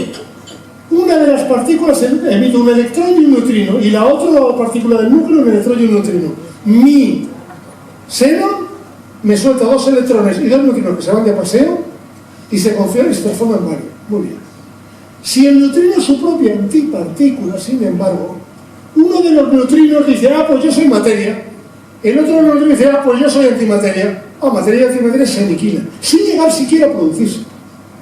Y lo que tengo es una desintegración en la que me aparecen 2 electrones, pero no hay neutrinos. ¿Os acordáis lo que esperamos cuando no hay neutrinos en una reacción? Recordad lo que hemos dicho al principio. Si yo tengo la masa del padre y el hijo esencialmente equilibradas y nadie se lleva energía, la energía de lo que sale siempre es la misma. Muy bien, pues si yo busco una desintegración de xenón donde me aparezca un átomo de bario y 2 electrones que siempre tienen la misma energía, entonces estoy demostrando que los neutrinos se han quitado del medio, no se han producido y por lo tanto el neutrino es su propia antipartícula. En resumen, la receta es muy simple, como siempre aquí. Consiga usted un poco de xenón y busque a ver si le aparece un átomo de bario y 2 electrones. Los 2 electrones tienen que tener la energía que usted dice y el átomo de bario pues tiene que estar ahí. Fácil, ¿no? Ahora, vamos a hacer una cuenta. ¿Cuánto xenón necesitamos para esto? ¿1 gramo? ¿100 gramos? Bueno, pues aquí el problema que tenemos es que la naturaleza a veces tiene mala regada. El neutrino tiene muy poca masa. Y lo largo que es el tiempo, la probabilidad de que esta reacción en la que el xenón se transforme en bario ocurre, depende de lo ligerito que es el neutrino. Como el neutrino es muy ligerito, ocurre con muy poca probabilidad. Con muy poca probabilidad, ¿cuánto es? Pues ahora estamos explorando vidas medias de 10 elevado a 26, queremos ir 10 elevado a 27 años. Yo os digo 10 elevado a 27 años como que haya llover, ¿no? Vamos a fijarnos un poco en el numerito este. ¿Qué quiere decir? Para que nos hagamos una idea, imaginaros otra vez que yo quiero hacer mi experimento. Seguimos con el rollo. Tenemos el poquito de xenón y yo de momento tengo un detector que dice, ah, pongo mi xenón, veo mi bario, veo mi electrón y acabo. Pero hombre, claro, mientras yo estoy buscando esto, imaginaos que la radiactividad natural me pone también 2 electrones, ¿no? ¿Cuánta es la vida media de la radiactividad natural? Pues más o menos la vida del universo. Que larga, ¿eh? 10 elevado a 10 años. ¿Vale? 14.000 millones de años. Pero es que la nuestra es 10 elevado a 27. Entre 10 a la 10 y 10 a 27 y 17 órdenes de magnitud. ¿Qué son 17 órdenes de magnitud? Vamos a darnos una idea. 17 órdenes de magnitud, pues parece que sea el número de, no sé, una aguja en un pajar. ¿Es tan complicado como encontrar una aguja en un pajar, por ejemplo, esto? ¿Es esto lo que estamos intentando hacer? Amigos míos, si esto fuera así, sería facilísimo. Más o menos, si nos vamos a la playa de la Concha y contamos los granos de arena que hay en la playa de la Concha, nos salen 10 elevado a 17. Así que lo que yo estoy haciendo, imaginar que la radiactividad, cada partícula de radiactividad que me puede molestar es un grano de arena. Y la señal que yo quiero, la desintegración que yo quiero buscar es un grano de arena, pero de color morado. Pues nada, el problema que yo tengo es, me voy a la playa de la Concha, me doy una vuelta, y digo, bueno, pues voy a ver si encuentro aquí mi grano de arena de color morado en la playa de la Concha. Buena suerte. Este es el tipo de dificultad a priori que se encuentra cuando uno quiere hacer este tipo de experimentos. Necesitamos poner masas muy grandes de xenón, de hecho, del orden de 1 tonelada, pero eso no es tan complicado. Lo que es complicado es cómo controlamos el ruido de fondo. Es como, por poneros otro ejemplo, si estuviéramos intentando detectar una pequeña transición de una gotita, emite un chaparrón. Y sin embargo, se puede. Se puede con muchos trucos. Este es el experimento NEXT, que es una foto muy bonita, que nos sacó, por cierto, un fotógrafo de Donostierra, buen amigo, Javier. Y lo que veis aquí, pues parece, ¿verdad que parece? A mí me gusta, parece la forma de un barco, ¿no? Tiene así una... Y también parece una bombona de butano gigante, ¿no? Con esteroides. Bueno, esto que estáis viendo en realidad es la bombona en la que tenemos el gas xenón en su interior. Y todas estas cosas que estáis viendo aquí es porque dentro del detector tenemos nuestros famosos sensores que son capaces de ver luz. Y todas las señales las tenemos que sacar con todos esos cambios. El detector, imaginaros, está en la oscuridad absoluta. El xenón está en la oscuridad absoluta y cada vez que se produce una pequeña desintegración en esta, se produce un poquito de luz. Los dos electrones producen luz y nosotros somos, de hecho, capaces de reconstruir la trayectoria de esas partículas. Ahora hablaremos más de ellas, ¿vale? Lo que nosotros buscamos es un suceso, ser capaces de hacer una foto electrónica en la que aparezcan los dos electrones, y ya lo que más nos gustaría sería ser capaz también de ver que ha aparecido un átomo de bario. ¿Por qué? Porque aunque es muy difícil, como veis hay muchísimo ruido de fondo, lo que estoy diciendo es, oye, engáñame 2 veces. Prodúceme 2 electrones, que es difícil porque la radioactividad natural quiere hacer 1 y no 2. Y producen un átomo de bario, pero la radioactividad no sabe hacer átomos de bario. Y además, házmelos a la vez. Es decir, volvemos a jugar a la lotería de lo imposible. Tú me pones un ruido de fondo descomunal y yo me busco un truco que haga que me lo cargue todo entero. Esa es la idea del experimento. Ahora, y no vamos a entrar en muchos detalles técnicos, pero sí quiero explicaros un poco cómo funciona, cómo se desarrolla esto, cuál es la vida, cómo surgen estas cosas. Luego pondré, por supuesto, también en el examen tipo test que paso, os pido por favor que me expliquéis lo que es la señal S1, la señal S2 y la resolución del detector. Pero eso luego. Ahora lo único que me interesa es este dibujo. Y este dibujo no me interesa para que entremos en los detalles técnicos. En realidad lo que este dibujo dice es que se produce un electrón en el detector, propagamos la señal, la amplificamos y la detectamos. Lo que me interesa de este dibujo es que veáis lo sencillo que es. Hay unas pocas ideas trazadas ahí, ¿no? De hecho, este dibujo es sencillo, pero ya es elaborado, porque lo hemos hecho, lo hizo uno de mis estudiantes a ordenador. Pero el dibujo original lo hicimos en una servilleta, ¿vale? Hay una frase en inglés que es back on the envelope, que da a entender que los físicos hacen los dibujos en la parte de atrás de un sobre. Yo no he visto nunca ningún físico hacer un dibujo en una parte de atrás de un sobre, pero en las servilletas y en los manteles, mantel que pillamos, mantel que rayamos.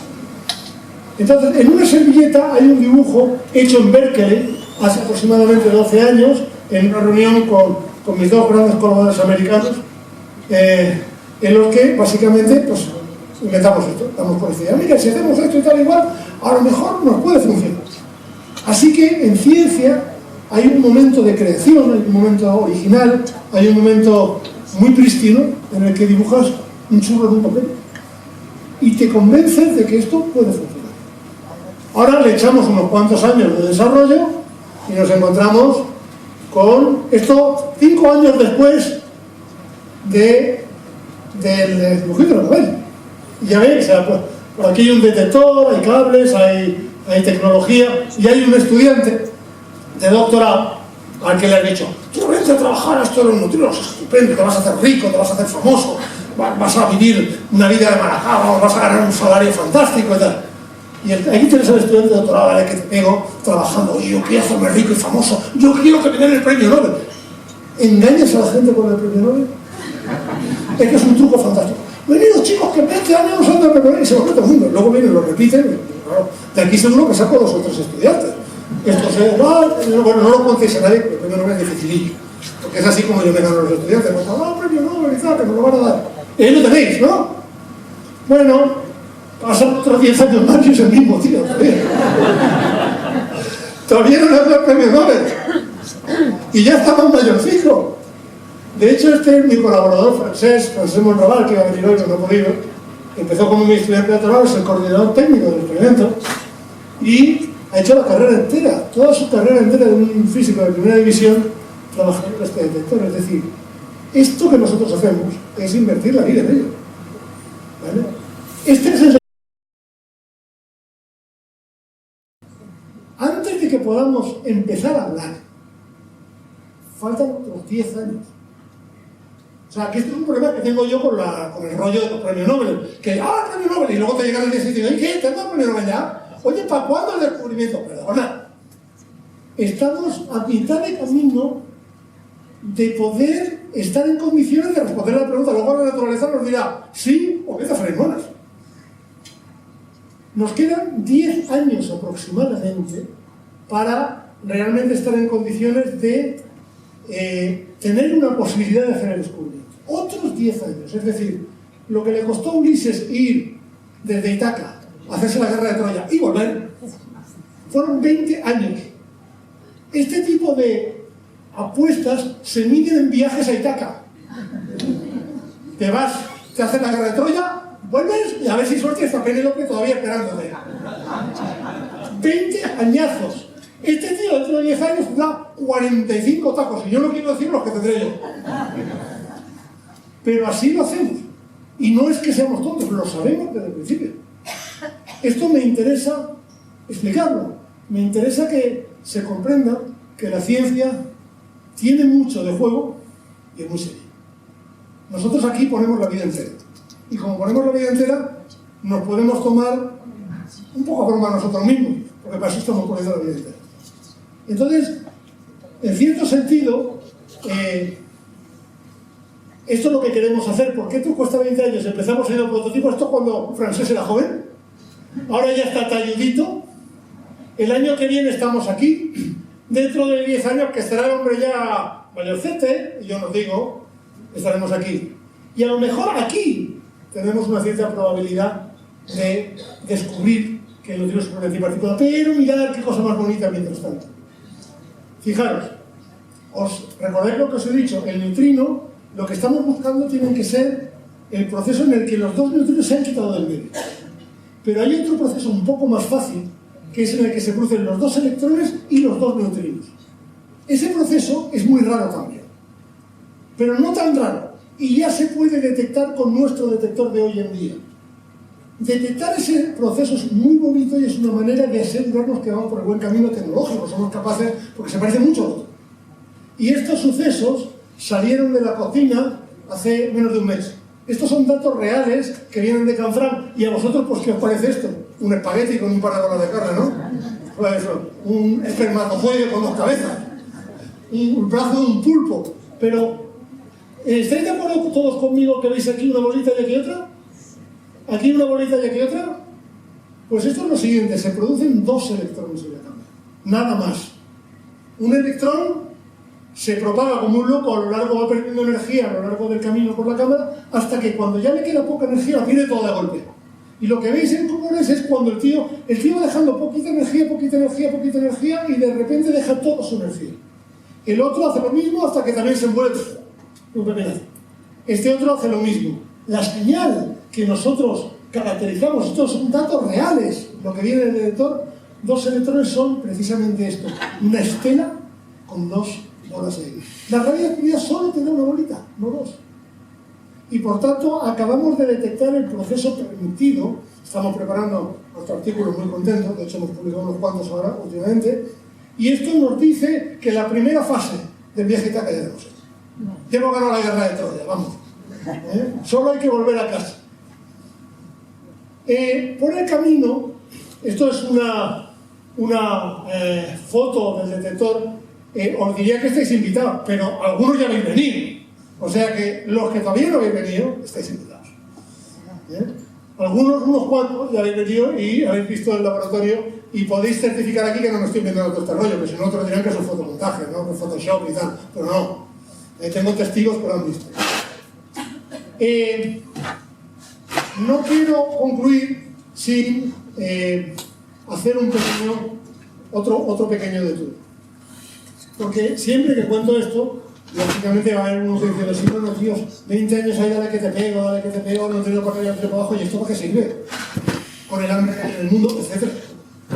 Bueno, yo quiero veros convencido de que la ciencia vale la pena y que vamos a hablar de esto más por sí mismo. Pero Una de las cosas que tiene de bueno los viajes a Ítaca son los puertos que se descubren por el camino. Cuando el gran poeta Cavafis escribe este gran poema, Viaje a Ítaca, te dice: cuando salgas para hacer el viaje hacia Ítaca, pide por favor que el camino sea largo, que sean muchas las mañanas, que llegarás a un puerto que tus ojos ignoraban, y visites ciudades y aprendas de los que en estas ciudades viven. Pues bien, lo que es bonito de hacer un viaje a Ítaca es que en este camino, a ver si descubrimos o dejamos de descubrir el neutrino, se nos ocurren cosas. Y por ejemplo, una de las aplicaciones que hemos descubierto, que no sabíamos que existía, de la tecnología que hemos desarrollado, es para hacer PETs. ¿Recordáis que hemos hablado de un PET? Un PET es un aparato de imagen médica donde ponemos al paciente dentro, inyectamos al paciente con una sustancia radiactiva, esa sustancia radiactiva emite un positrón de antimateria, se aniquila con un electrón del tejido del paciente, se producen dos cuantos de energía, dos fotones, dos pedacitos de luz. Y esos pedazos de luz van en cualquier dirección y los podemos detectar con un detector que rodea al paciente, como estáis viendo aquí, ¿vale? De hecho, esta es una pequeña simulación de esto. Aquí se está aniquilando en el centro del detector este electrón con este positrón, viene uno de los fotones, interacciona con el detector, viene otro fotón, interacciona con el detector. Esto es una simulación por ordenador de lo que ocurre en un PET. Este anillo que veis es el anillo que está rodeando al paciente. Y estos detectores, esta parte de detección donde estamos detectando los fotones, y somos capaces de detectarlos y reconstruir la línea con la que se produjeron. Hacemos muchas de estas y encontramos el punto desde donde está emitiendo el paciente, es decir, encontramos dónde tiene el tumor. Para hacer esto hace falta un detector. Queremos hacer, hoy en día los escáneres PET son de este tamaño. Y son de este tamaño, son muy pequeños. ¿Por qué son pequeños? Porque son muy caros. Que sean tan caros tiene un problema, y es que para que yo tenga bastante señal le tengo que dar dosis de radioactividad muy grande al paciente. Entonces, por ejemplo, esta técnica no la puedo usar con un niño, porque no le puedo dar suficiente radioactividad. En cambio, si yo hago un detector de cuerpo completo y meto al niño dentro, todos los fotones, fijaros, lo malo de que sea así de pequeñito es que cuando un fotón sale así, lo pierde. Cuando un fotón sale así, lo pierde. Si ahora hago un PET de cuerpo completo y meto al niño dentro, cualquier par de fotones que sale lo pillo. ¿Y cuál es el problema o el inconveniente de hacer un PET de cuerpo completo? Que necesita un material muy barato, muy sensible y muy rápido. ¿Y cuál es ese material? ¿A qué no lo imagináis? El xenón. ¿Y cómo hemos descubierto que el xenón funciona así? Pues porque trabajamos con xenón. ¿Y qué sensores vamos a utilizar para hacer este PET? Los mismos que hemos desarrollado durante 10 años para NEX. ¿Y esos sensores existían antes? No. Y hemos descubierto, hemos ganado, de hecho, un proyecto europeo bastante importante para desarrollar este proyecto que se llama Pétalo, y una de mis colaboradoras está trabajando en esto. De hecho, es uno de los proyectos importantes que tenemos como parte de nuestro viaje a Ítaca. Lo que me interesa muchísimo es que entendáis que nunca jamás se nos hubiera ocurrido hacer Pétalo si hubiéramos estado investigando en PETs. La gente que investiga en PETs, en este tipo de detectores, lleva 30 años mejorando lo que ya hay. Pero en ciencia casi siempre se cambia de paradigma, se descubre algo que no se sabía cuando estás buscando fuera de la caja, en otro sitio. Si hubiéramos investigado solo en física aplicada, ahora tendríamos las mejores lámparas de gas del universo. Pero tenemos lámparas de electricidad porque había un señor que no estaba investigando en lámparas, estaba jugando. Cuando a Faraday le preguntaron para qué sirve la electricidad, ¿sabéis lo que contestó? Una frase muy famosa, dijo: no lo sé, pero estoy seguro que algún día usted cobrará impuestos por ella. ¿Vale? Entonces, esta es, al final, no solo la sublime utilidad de la ciencia inútil. Puede parecer que la ciencia sea inútil, pero no lo es, nunca lo es, como los inútiles neutrinos no son útiles. No son nunca inútiles, sino que pueden ser muy útiles. Una vez más, quiero acabar recordándoos el poema de Cavafis. Lo más importante, puede ser que cuando lleguemos a Ítaca nos dice, si cuando llegues a Ítaca descubre que es pobre, no te apures por ello, porque sabio como te has hecho, sabrás lo que quieren decir todas las Ítacas. Ítaca lo que quiere decir es un viaje, y el viaje de descubrimiento, el descubrimiento está siempre garantizado. Y el premio Nobel sirve para engañar a estudiantes. Muchas gracias.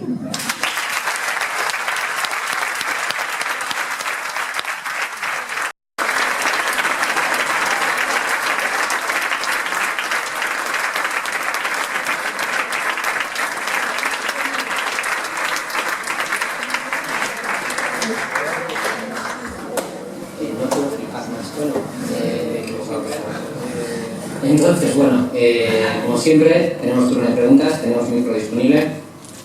Si alguien quiere preguntar, no.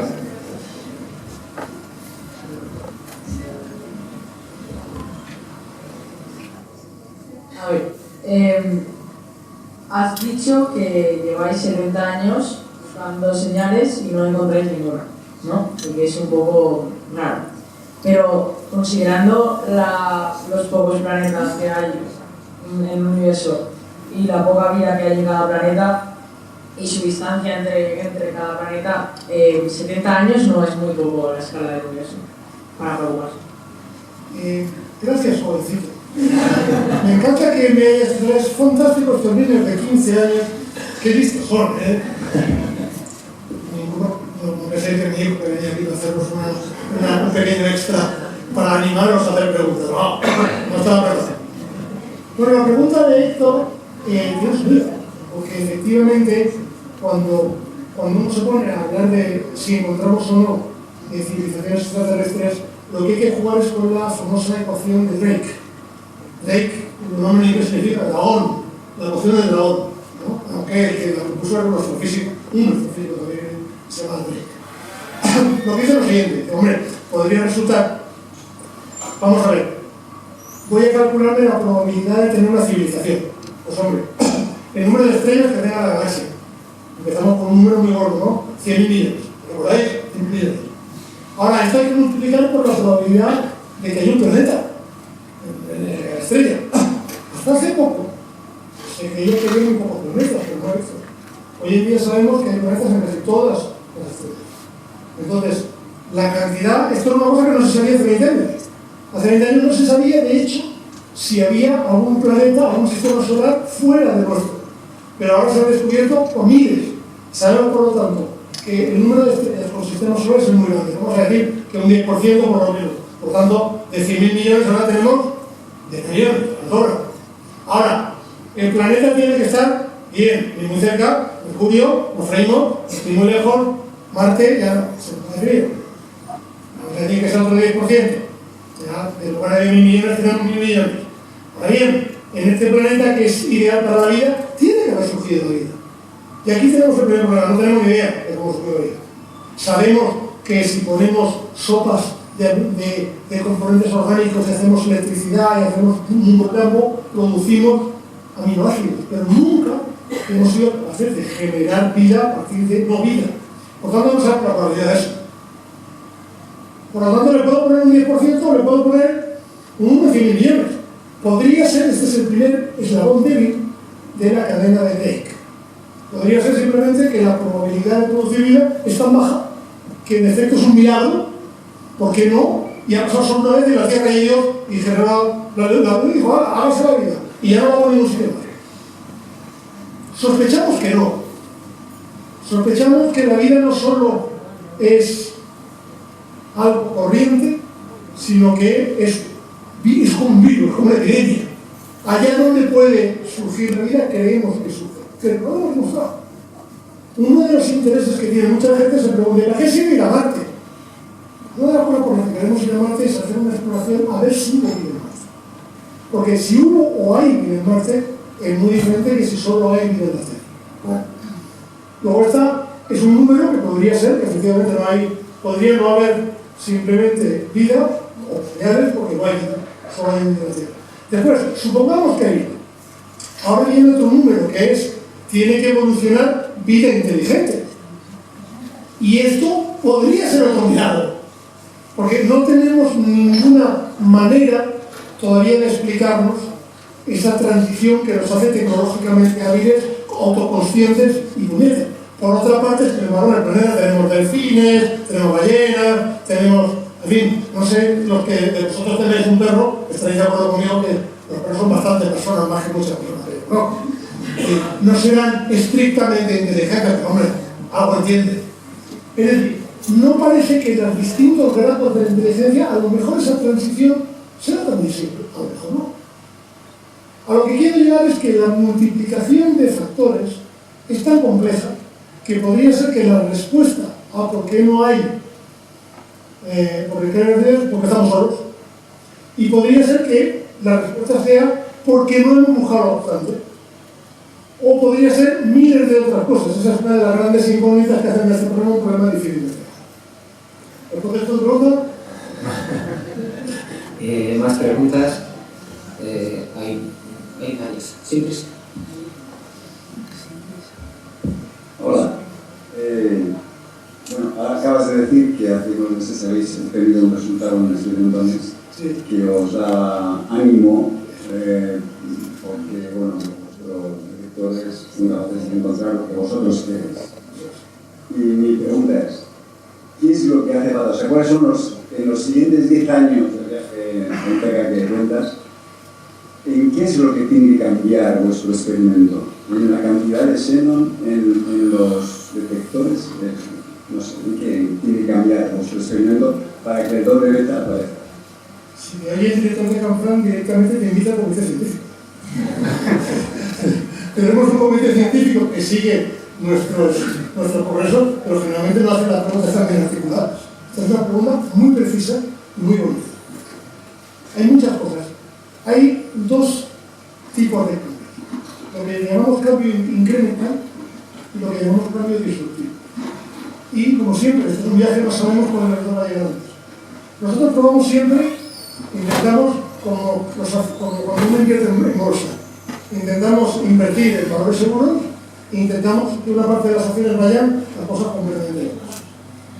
¿Cuál es la parte incremental? La parte incremental es la siguiente. Nosotros vamos a tener el año que viene un protector de 100 kilos de seno, muy sofisticado, que es capaz de ver los dos electrones muy bien. Ese nos va a llevar a un nivel de sensibilidad que está justo en el nivel, podría verse la señal, pero no. Con lo cual, en primera aproximación, lo que tengo que hacer es, a lo largo de los 10 años siguientes, en lugar de 100 kilos, una tonelada. Lo voy a hacer más grande. Por tanto, 10 veces más probabilidad de tener señal. Pero de paso que lo hago 10 veces más grande, 10 veces más pesado, 10 veces más masa. Que es solo hacer el doble de grande. Recordad que esto, como lo central, lo haces el doble y cada vez que multiplicas por L, es L de cuadrado al cubo, casi 10. Pero de paso que lo hago más grande, necesito reducir por el mismo factor el ruido fondo. Y por tanto ahora tengo que hacer que mis sensores sean más sofisticados, que la pequeña radiactividad que hay en mi detector sea más pequeña, que el blindaje sea superior. Y lo que hago es que a lo largo de los 10 años que necesito para construir el detector más grande y más puro, son cambios incrementales. Esto lo de hacer una lámpara de gas cada vez más precisa. Es decir, esto es cosas que sabemos hacer. Y son 10 años de pico y pala. Voy a mejorar un poquito aquí, un poquito allá, un poquito allá, un poquito allá, un poquito allá. Y esta es nuestra inversión segura. Darme 10 años de probar con Ever y esperar llegar a un detector de 1 tonelada mucho más rápido que el que tenemos, capaz, por lo tanto, de subir en un orden de magnitud la vida media que buscamos y hacer un descubrimiento. Pero sería muy mala idea si solo invirtiéramos en eso. Y ahora tenemos una segunda línea, y esa es una línea que yo estoy desarrollando en el DIPC, con la colaboración de mis colegas del DIPC, es muy bonita, me ha dado excusa para contarla, que es la siguiente. Hasta aquí el detector NEXT, si os habéis dado cuenta, os he dicho que solo que veo mis dos electrones famosos. ¿Y qué hay de la tomo de bario? Daros cuenta que hay dos cosas que me dicen que tengo la señal. Una, dos electrones. Otra, un átomo de bario que no estaba allí. Lo que pasa es que a mí encontrar un átomo de bario en un detector de 1 tonelada es un poco difícil. En un detector de 1 tonelada hay 10 elevado a 28 átomos de xenón. y ya hemos dado una. Bueno, por nuestra investigación disruptiva, cree que puede hacerlo. Y de hecho os voy a decir cómo. Creemos que podemos llevarnos el átomo de bario con el campo eléctrico que nos lleva los electrones hacia un lado de la cámara, el átomo de bario nos lo llevamos al otro lado. Ese átomo de bario, cuando se produce, el seno es un supernova. Eso quiere decir que todas sus capas electrónicas están saturadas. Cuando se desintegra a bario, el bario se encuentra de repente con el bario, le sobran 2 electrones. Dice, ¿qué hago yo con 2 electrones? Me lo suelta. Y se transforma en un bario doblemente cargado. Bueno, pues nos llevamos el bario doblemente cargado a una zona de la cámara, a la parte de atrás de la cámara. Lo capturamos, lo concentramos en una zona de 1 milímetro cuadrado, con campos eléctricos. Y lo capturamos con una monocapa de moléculas. ¿Qué es una monocapa de moléculas? Pues imaginaros un bosque, ¿vale?, donde hay tallos de plantas carnívoras. Esto es. Tienen una boca así y están ahí levantadas. Y están una pegada a la otra. O sea, tienen idea, ¿no? Un bosque de plantas carnívoras así. Y el bario es la mosquita que pasa. ¡Pum! Se la come. Y literalmente se la come. Es una molécula que hemos sintetizado en el DIPC. Ha sintetizado Fernando Cosío, que es un químico de la Universidad del País Vasco del DIPC y también director del programa Ikerbasque, que es el que da mucha riqueza, digamos, a nuestro programa, ¿no? Pues Fernando ha sintetizado esta molécula que hace lo siguiente: es afín al bario, es decir, cuando pasa un bario con 2 cargas positivas por cerca, lo atrapa eléctricamente. Bueno, vale, ahora ya tengo la molécula que ha atrapado mi bario, pero vamos a hacer la vuelta. En una micra, estas moléculas tienen 1 nanómetro de tamaño. Eso quiere decir que en una micra hay 1 millón de moléculas. Una micra, lo dejo de una micra, ¿no? 1 millón de moléculas. Y ahora hay una que tiene bario. ¿Y ahora cómo se llama eso? Bueno, pues estas moléculas brillan bicolores. A estas moléculas ahora las barremos con un rayo de la muerte. Pasamos un láser y vamos barriendo la capa de moléculas. El láser está lanzando luz ultravioleta. Y la molécula responde en 2 colores. Si no tiene bario, responde en verde. Y si tiene bario, responde en azul. Entonces, la idea que tenemos es ser capaces, ya hemos desarrollado la molécula, ya la tenemos. Y ya hemos demostrado, estamos preparando un artículo precioso, donde ya hemos demostrado que cuando la molécula atrapa el bario, brilla en un color, y si no lo atrapa, brilla en el otro, moléculas bicolores. Y ya hemos demostrado que podemos iluminar con el láser y hacer esto. Ahora ya solo tenemos que empezar un sensor, ponerlo dentro de la gama, tenemos que allí. Nada, fácil. Se lo cuento a todos los estudiantes. Oye, que esto es muy fácil, lo hacemos, y nos dan el perdedor. Estas son las 2 apuestas. Incremental, disruptiva. Os podéis imaginar cuál os hace más ilusión, ¿no? Bueno, tenemos otra pregunta. Buenas tardes. Bueno, yo he venido sin aprender nada, ¿eh? Entonces, bueno, en vez de hacerte una pregunta, prefería hacerte unos comentarios. Sí. Vale, la primera.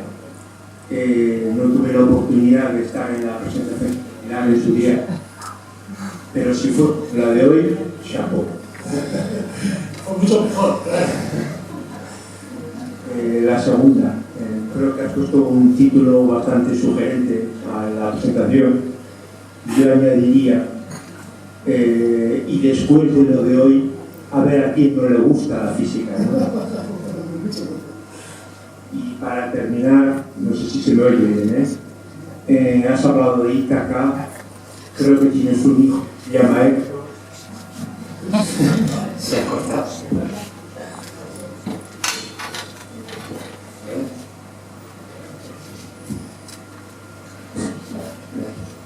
Bueno, te decía que has hablado de Ítaca, bueno, has recitado un verso.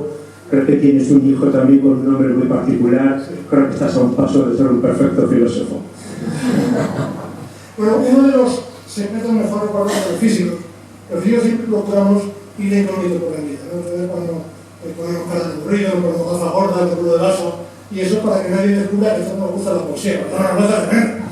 Luego se nos ve primero, como la pizarra nos dice José de la Ex, nos dice salir de acabar, nos pilla, que no sale de aquí. Estamos entre aquí. Tenemos otra pregunta. Vale, hola, buenas tardes, Juanjo. Gracias por venir otra vez a Andorra. Eso que usted. Bueno, yo iba a preguntar, y después de que demostremos que el neutrino es su propia antipartícula, ¿qué? Pues ya lo has dicho. O sea, después de eso viene demostrar que es, o podría ser, la creación del universo de ahí, porque si eso es así, seguro que te dan el premio Nobel. Bueno, digamos que estas cosas son siempre convolucionadas. Es decir, empieza la teoría que te dice, mira, si el neutrino hubiera estado jugando este papel estelar en la creación del universo, entonces pasaría esto. Tú haces tu experimento y si realmente descubres esto, todavía no has demostrado que el neutrino jugó este papel estelar, todavía hay que conectar los puntos, todavía hay muchos físicos teóricos que van a hacer trabajo, etcétera, etcétera. Esto es un camino largo.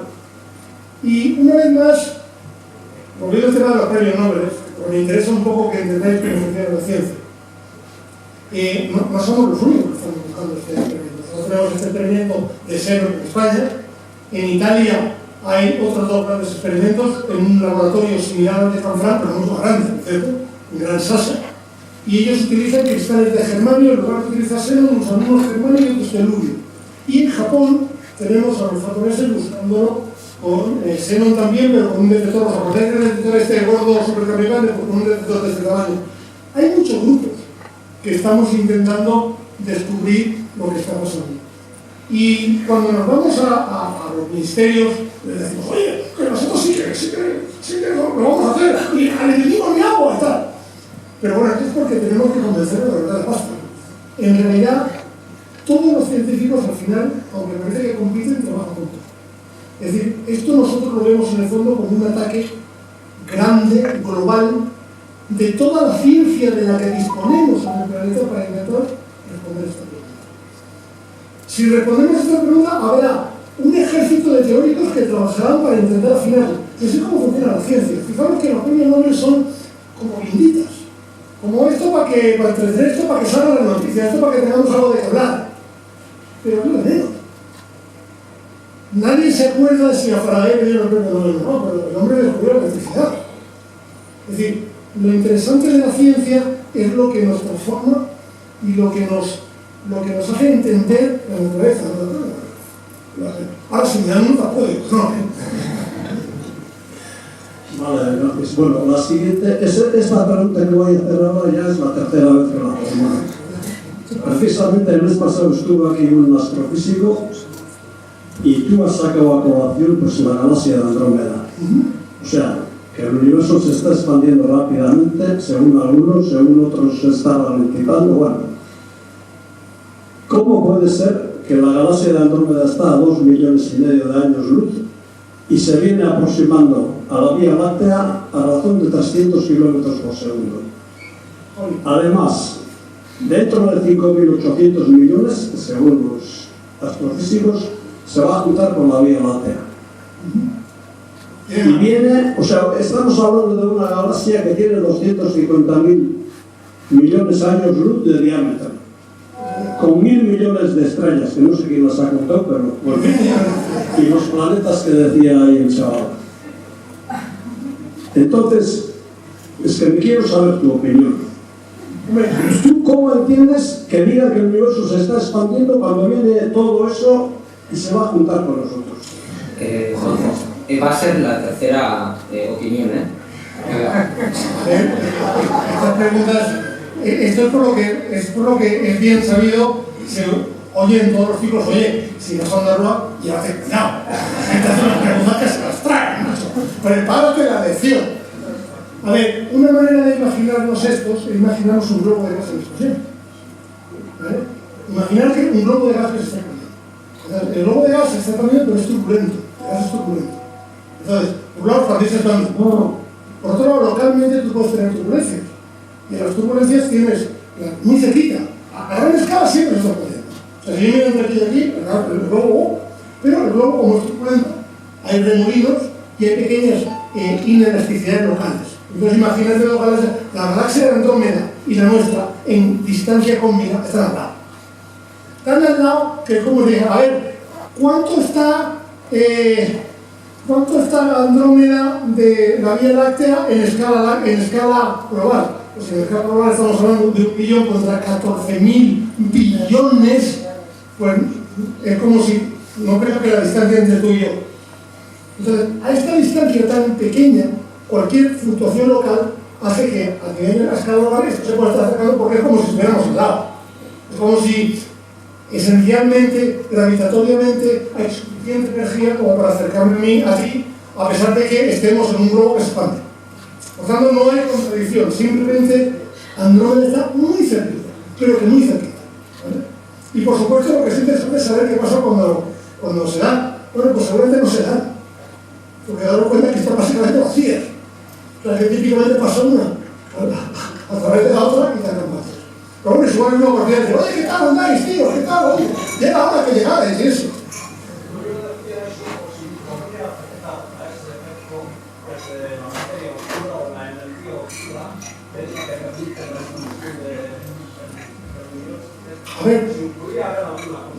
A ver, digamos que cuenta la tienes que hacer cuidadosamente. La energía oscura lo que quiere es hacer lo contrario, quiere que te expanda cada vez. Entonces la energía oscura no está jugando en esta aproximación local. En cuanto a la materia oscura, tampoco hay suficiente tirón de la materia oscura para hacer que toda la galaxia se venga. Es un fenómeno local, es un fenómeno de vórtice, es mucho más bestia que el efecto que da la atmósfera. Otra cosa es que nosotros seamos capaces de ver los efectos de la materia oscura, que los vemos. En galaxias, de hecho, ya lo has contado, hay una galaxia muy interesante. Esto ocurre en la galaxia Nueva York. Son dos galaxias que están atravesando una a la otra y somos capaces de detectar los efectos de materia oscura cuando estas dos galaxias se atraviesan una a la otra. Nosotros. Bueno, ¿alguna otra pregunta de última hora? Bueno, pues repetimos. No nos vamos a quedar sin nada. Bueno, igual ya, no sé, yo como la primera vez que vengo aquí, pues no sé. Como trabajas en el laboratorio subterráneo de Canfranc, aparte del NEXT, hay también otros experimentos, no sé si aquí habéis hablado de eso. No, pues si nos puedes contar un poquito también, que sí, son unos temas súper interesantísimos que no se llaman de los trajeros. Sí, es muy buena pregunta también, te digo, si sigues haciendo esta pregunta, te acabas de comité científico, el laboratorio de Canfranc, digamos que es, naturalmente, intentas aprovechar las instalaciones que tienes. Entonces, dado el tamaño que tiene, hay sitio y, digamos, recursos para un gran experimento fuerte, y ese es el problema. Pero además tenemos otros experimentos un poco más pequeños. En particular hay un experimento muy bonito que se llama ANAIST, que lo lleva a la Universidad de Zaragoza y que busca materia oscura.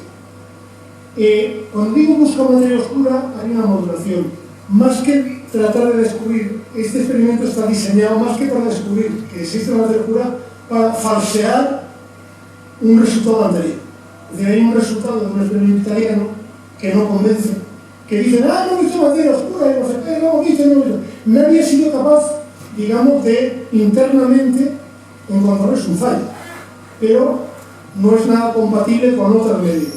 Entonces el experimento ANAIST se diseñó para reproducir en un laboratorio diferente, con un grupo diferente, este mismo experimento, y ellos de hecho encuentran que no ven ese efecto.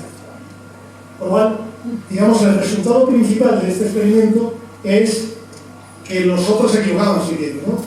Que es siempre más fácil, o sea, es un poco más fácil demostrar que tú lo hacías mal que encontrar algo que es muy difícil de encontrar y que no sé dónde está. Es en ese sentido que hay que entender, a ver, ¿por qué ANAIST no es 500 veces más grande y intenta buscar materia oscura? Porque los recursos que tenemos son limitados, y en España no te digo. Entonces, en Canfranc está ANAIST, hay varios otros proyectos de investigación y desarrollo que requieren estar en condiciones subterráneas. Hay, digamos, varios demostradores de tecnologías, pero digamos que el experimento con ambición de realizar un gran descubrimiento, una cosa es la ambición y otra cosa es lo que usamos, la ambición no gusta. Bueno, ¿hay alguna otra pregunta? Pues bueno, si no la hay, solo nos queda una charla a mí.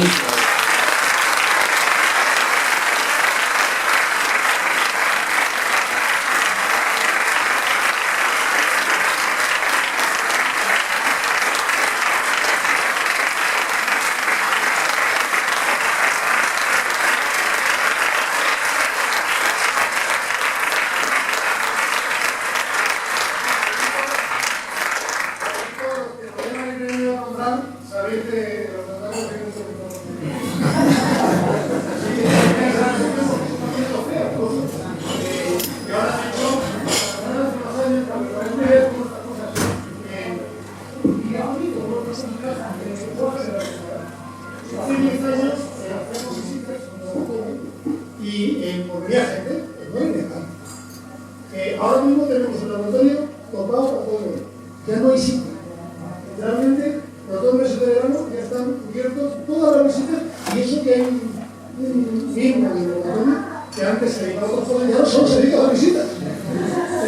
El interés ha aumentado mucho y ahora hay muchas visitas de mucha gente y es complicado, pero como Mario y compañía saben muy bien, si vosotros queréis venir, me lo organizáis y os hacemos una visita especial.